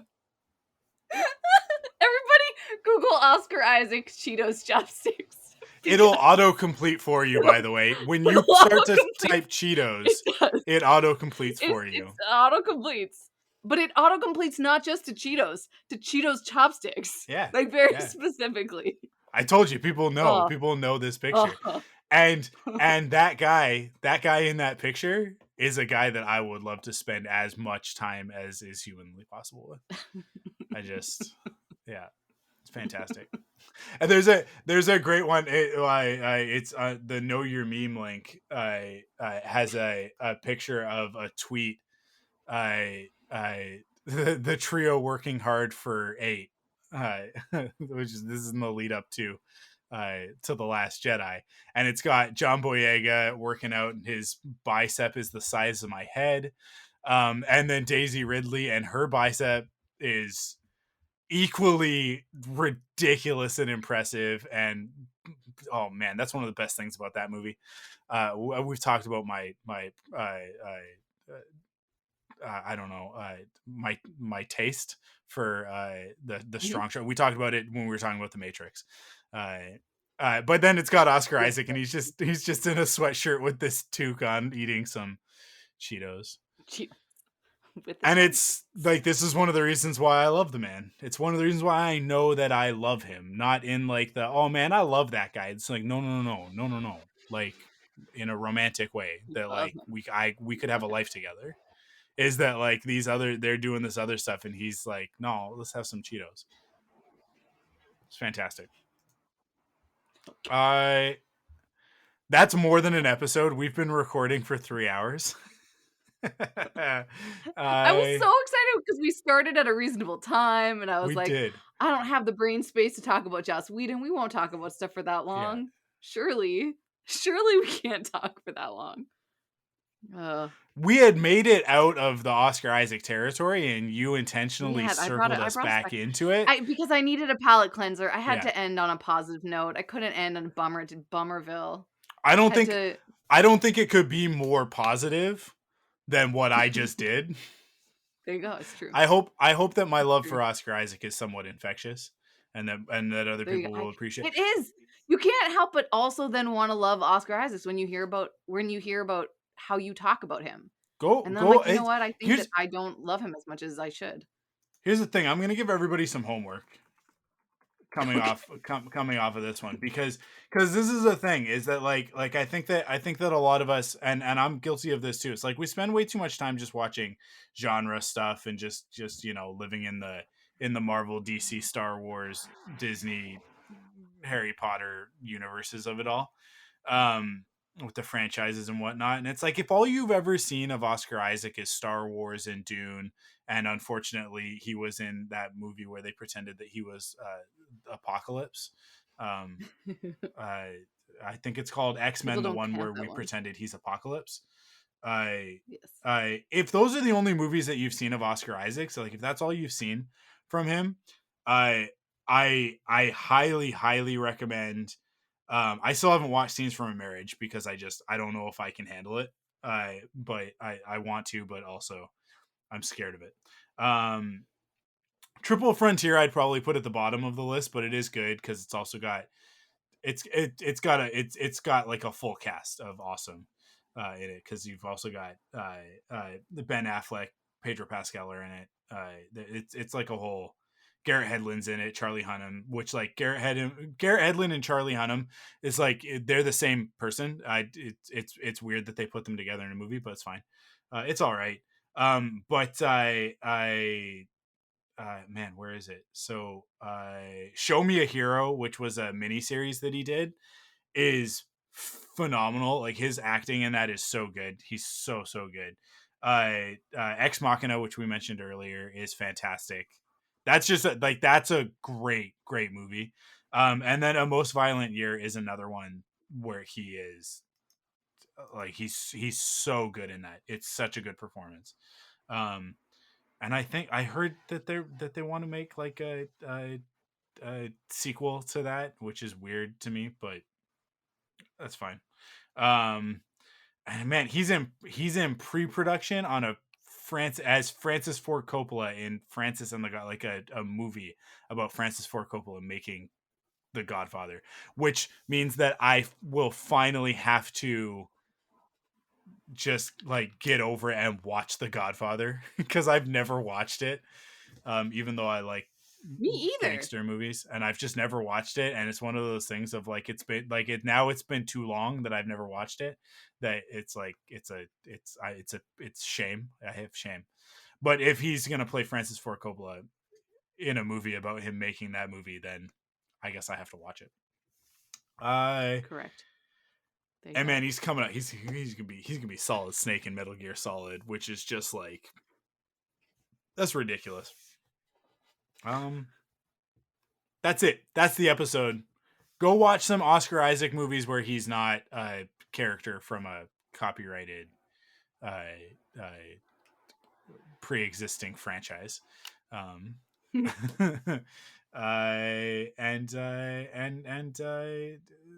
Don't believe articles that want you to think that monsters aren't monsters. It's like if an article came out and it was like, hey, I know Godzilla leveled Tokyo. Note. No, but this is funny. I know Godzilla leveled Tokyo, but like his parents were really mean to him. So can we just let it go? You know, the people, but also gotta do the work. You gotta do the work, Godzilla. Also, the people of Tokyo. Do we really believe them? It feels a little bit like they're blowing it out of proportion. Maybe they're misremembering how he leveled their city. That's They're all. misremembering how much we smashed the city. Yeah. Yeah.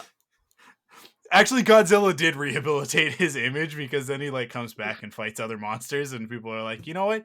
He's actually a hero. Yeah. So, Joss Whedon, save us from So Ghidorah. Godzilla, Save us from Ghidorah, and we'll talk. All right, like that's the bar. Godzilla set the bar. If you can't meet the bar, disappear. You're still a millionaire. No one's taking your money away from you. Just go away. Thank you guys for listening. Next week is an off the record. So that's only for Patreon, for the Patreon peoples. So go to patreon.com/thunderquack and donate over there. Off the record is the $5 one. Yeah, that's $5.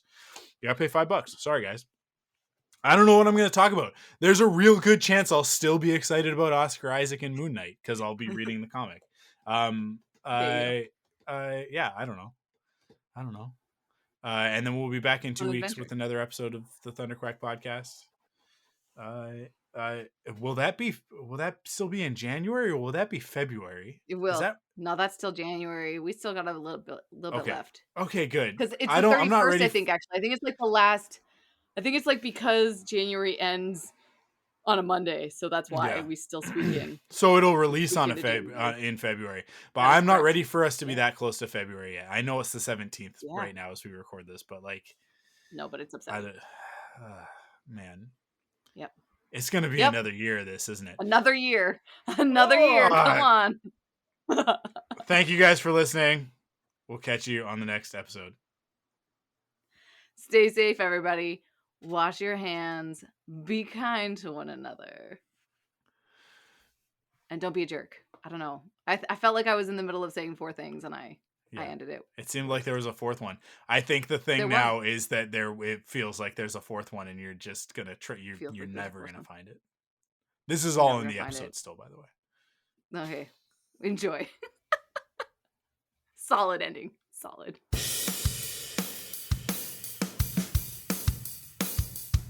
Follow the Thunderquack podcast on Twitter, Instagram, and Facebook by searching the Thunderquack podcast. You can support us in 3 ways. First, by heading to the podcast service of your choice and leaving a rating and review. Second, by going to store.thunderquack.com to pick up some merch from your favorite podcasts. And last but not least, by heading to patreon.com/thunderquack to kick in with your monthly pledge of support and get cool rewards like early access and extended episodes. The Thunderquack podcast is the official podcast of thunderquack.com. Head to thunderquack.com to discover more great podcasts.